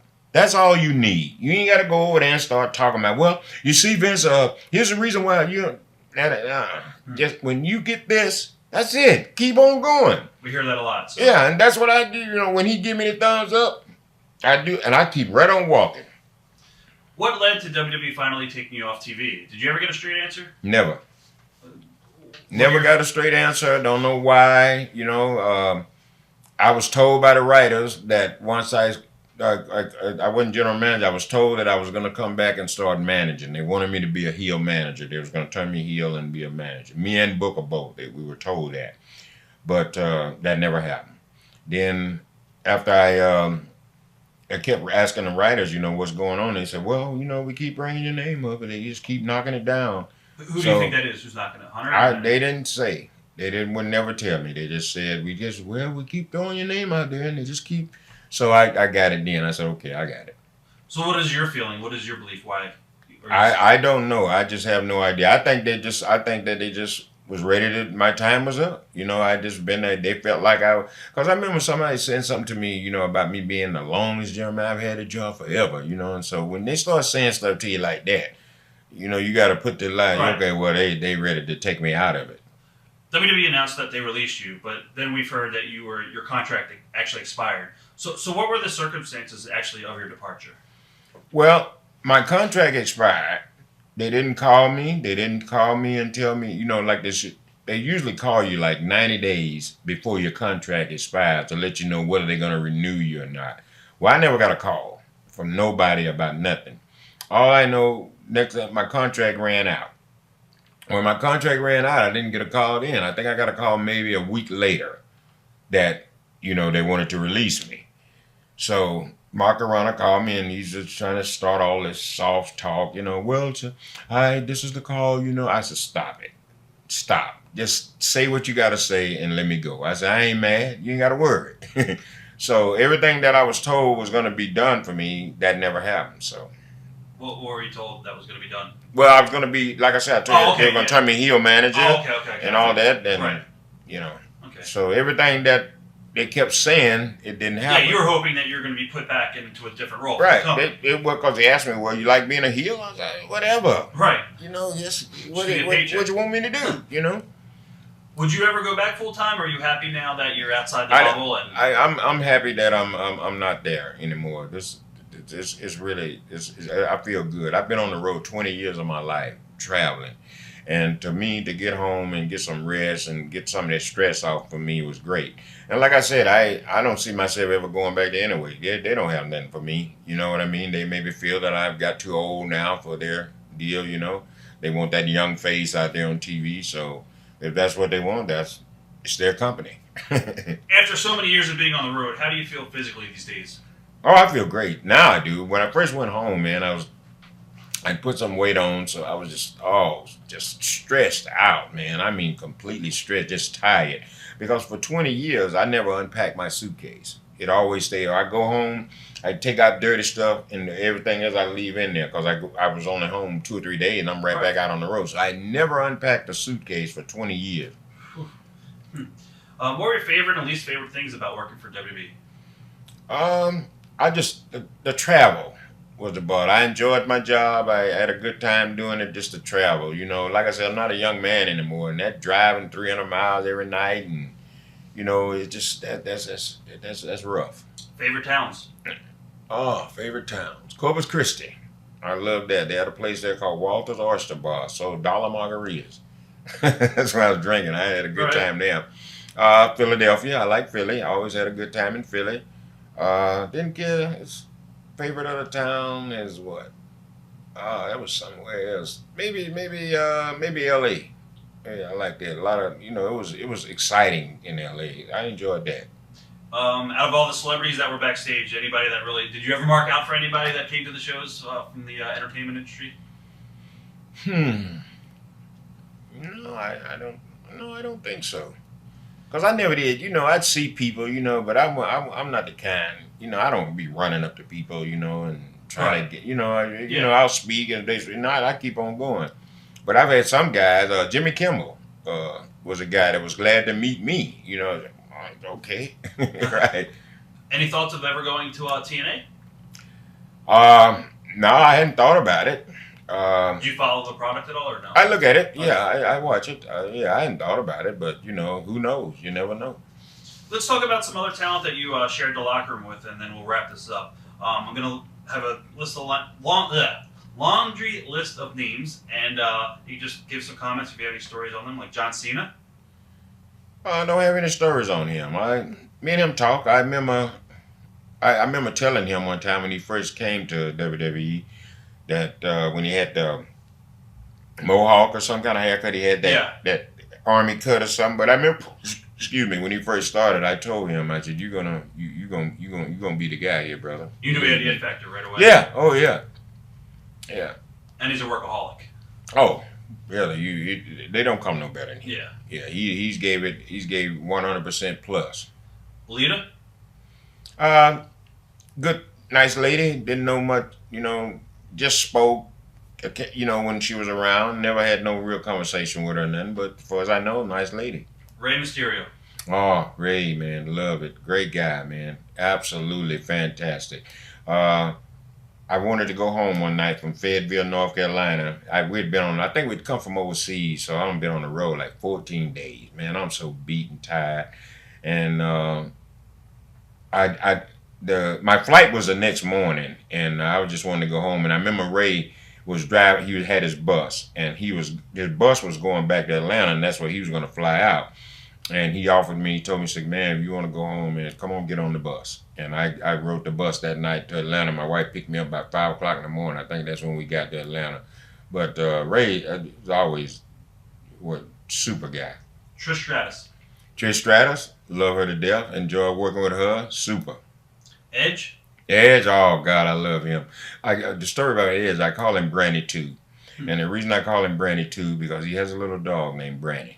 And Edge is a dog lover. Oh, yeah. He loves dogs. One time they were in Mexico, and there was this stray that was just hanging around, the building, looking for food and stuff. And Edge went out and got food and got it all straight. And then he wanted to bring that stray back. He tried to bring him back from Mexico. They wouldn't let him do it. And I swear to you, man, they went back to Mexico. And they went back down there, and that same dog came around. Edge saw him again.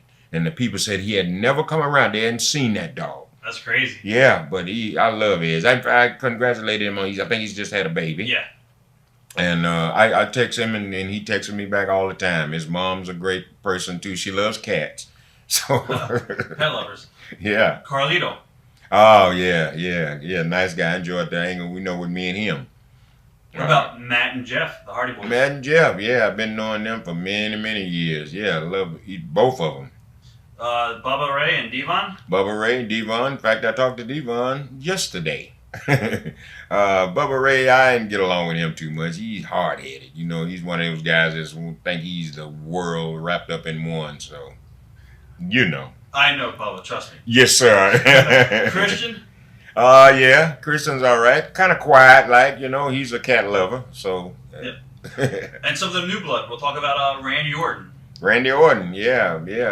I've known him, got along with him for a long time too. He's another super nice guy. He had a chance to, ride. I rode on his bus too. He gave me rides. What about Sheamus? I didn't talk to him that much. I told him, what did I have? I had a jacket that I used to wear. Well, I wear it now that I train in. It's like one of these sweat jackets.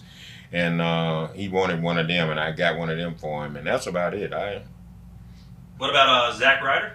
Zack Ryder, great guy. Love Zack. I don't think he's being used right, but He's got some heat there with Hunter, from what I understand. Yeah, well, that could be true. Santino? But let me stop and say this. This is what amazes me. Just because somebody got some heat, does that mean that you got to mistreat them or don't use them right, even if they can draw money? You know what I mean? I just don't understand that. Well, you take a look at Damian Sandow. What happened there? Who did he piss off? It's just. And that guy's got a lot of talent. He can talk, and he's got the look and everything. Yes, I don't. That's what I'm saying. In fact, I was talking to Kyoto today, and I said to him, I said, "Who's mad at him? So, we were down in New Orleans for Mania, and we saw him on Bourbon Street. He was going up to people. There was nobody around, homeless people. He was giving them money out of his pocket, not even talking to them. He would just go up and hand them money and walk away. I'm talking like $20 bills. Who does that? He's a good guy. Yeah. Oh, well, he'll be blessed. Yep. Yeah, he'll be blessed. What about Daniel Bryan? Another guy like CM Punk that started out on the Indies. Yeah. Well, Daniel, I worked with a few little things with promos and stuff with him. Yeah, Daniel's all right. He's a nice guy too, man.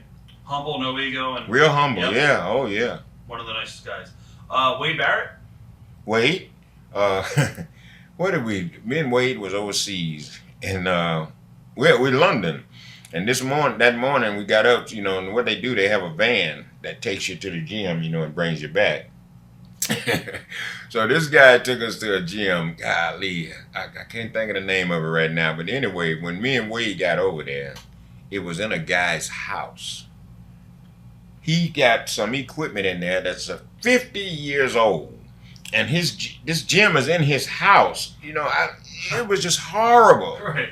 Golly, Smokey's Gym or something. I can't think of the name of it, but me and Wade, we just laughed about that. I mean, we went to somebody's house and worked out. What about Kane? Glenn, great guy. Great guy. Just talked to him over the holidays. Let's talk about NXT before we wrap this up. What are your thoughts on the new training facility? Did you get a chance to see it? I've never seen that. Okay. I've never seen NXT. I've never even been down there. Do you think it's going to be good for the business, or do you think that guys really need to go and work the territories? Well, there's no territories anymore. No. Yeah. Well, I think NXT will be good for the business. It's a good place to learn. You know what I mean? And that facility is, top of the art. You know what I mean? So it ain't I don't know what you could miss there. But I've never been down there. I never had a chance to see it at all. What do you plan on doing in the future? What's in the future for Teddy Long?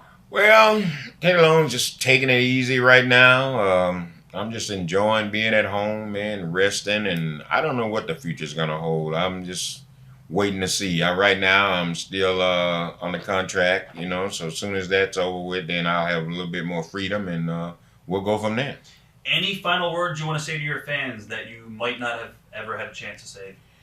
Well, the thing that I'd like to say to my fans is that I appreciate the love, the kindness, everything that, they've given me. I mean, people have really been behind me. They stood behind me. They supported me.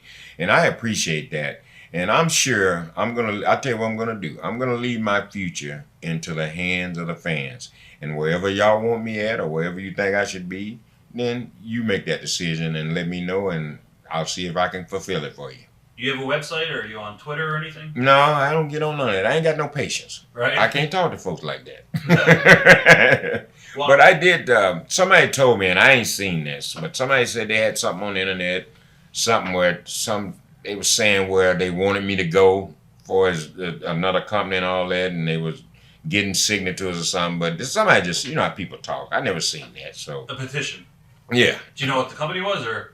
No, they just said where they had on there where they wanted me to go. So, it sounded like they were just making it up. Right. Well, I want to thank you for being here today. It was a great interview, and we definitely wish you the best of luck in the future. Oh, yeah. I thank you for having me, man. It's an honor to be here and being able to talk to you, and who knows, you might see me somewhere down the road. Hopefully back on TV soon. Exactly. Thanks again for being here today. Hey, thank you guys for having me. Holla, holla, player.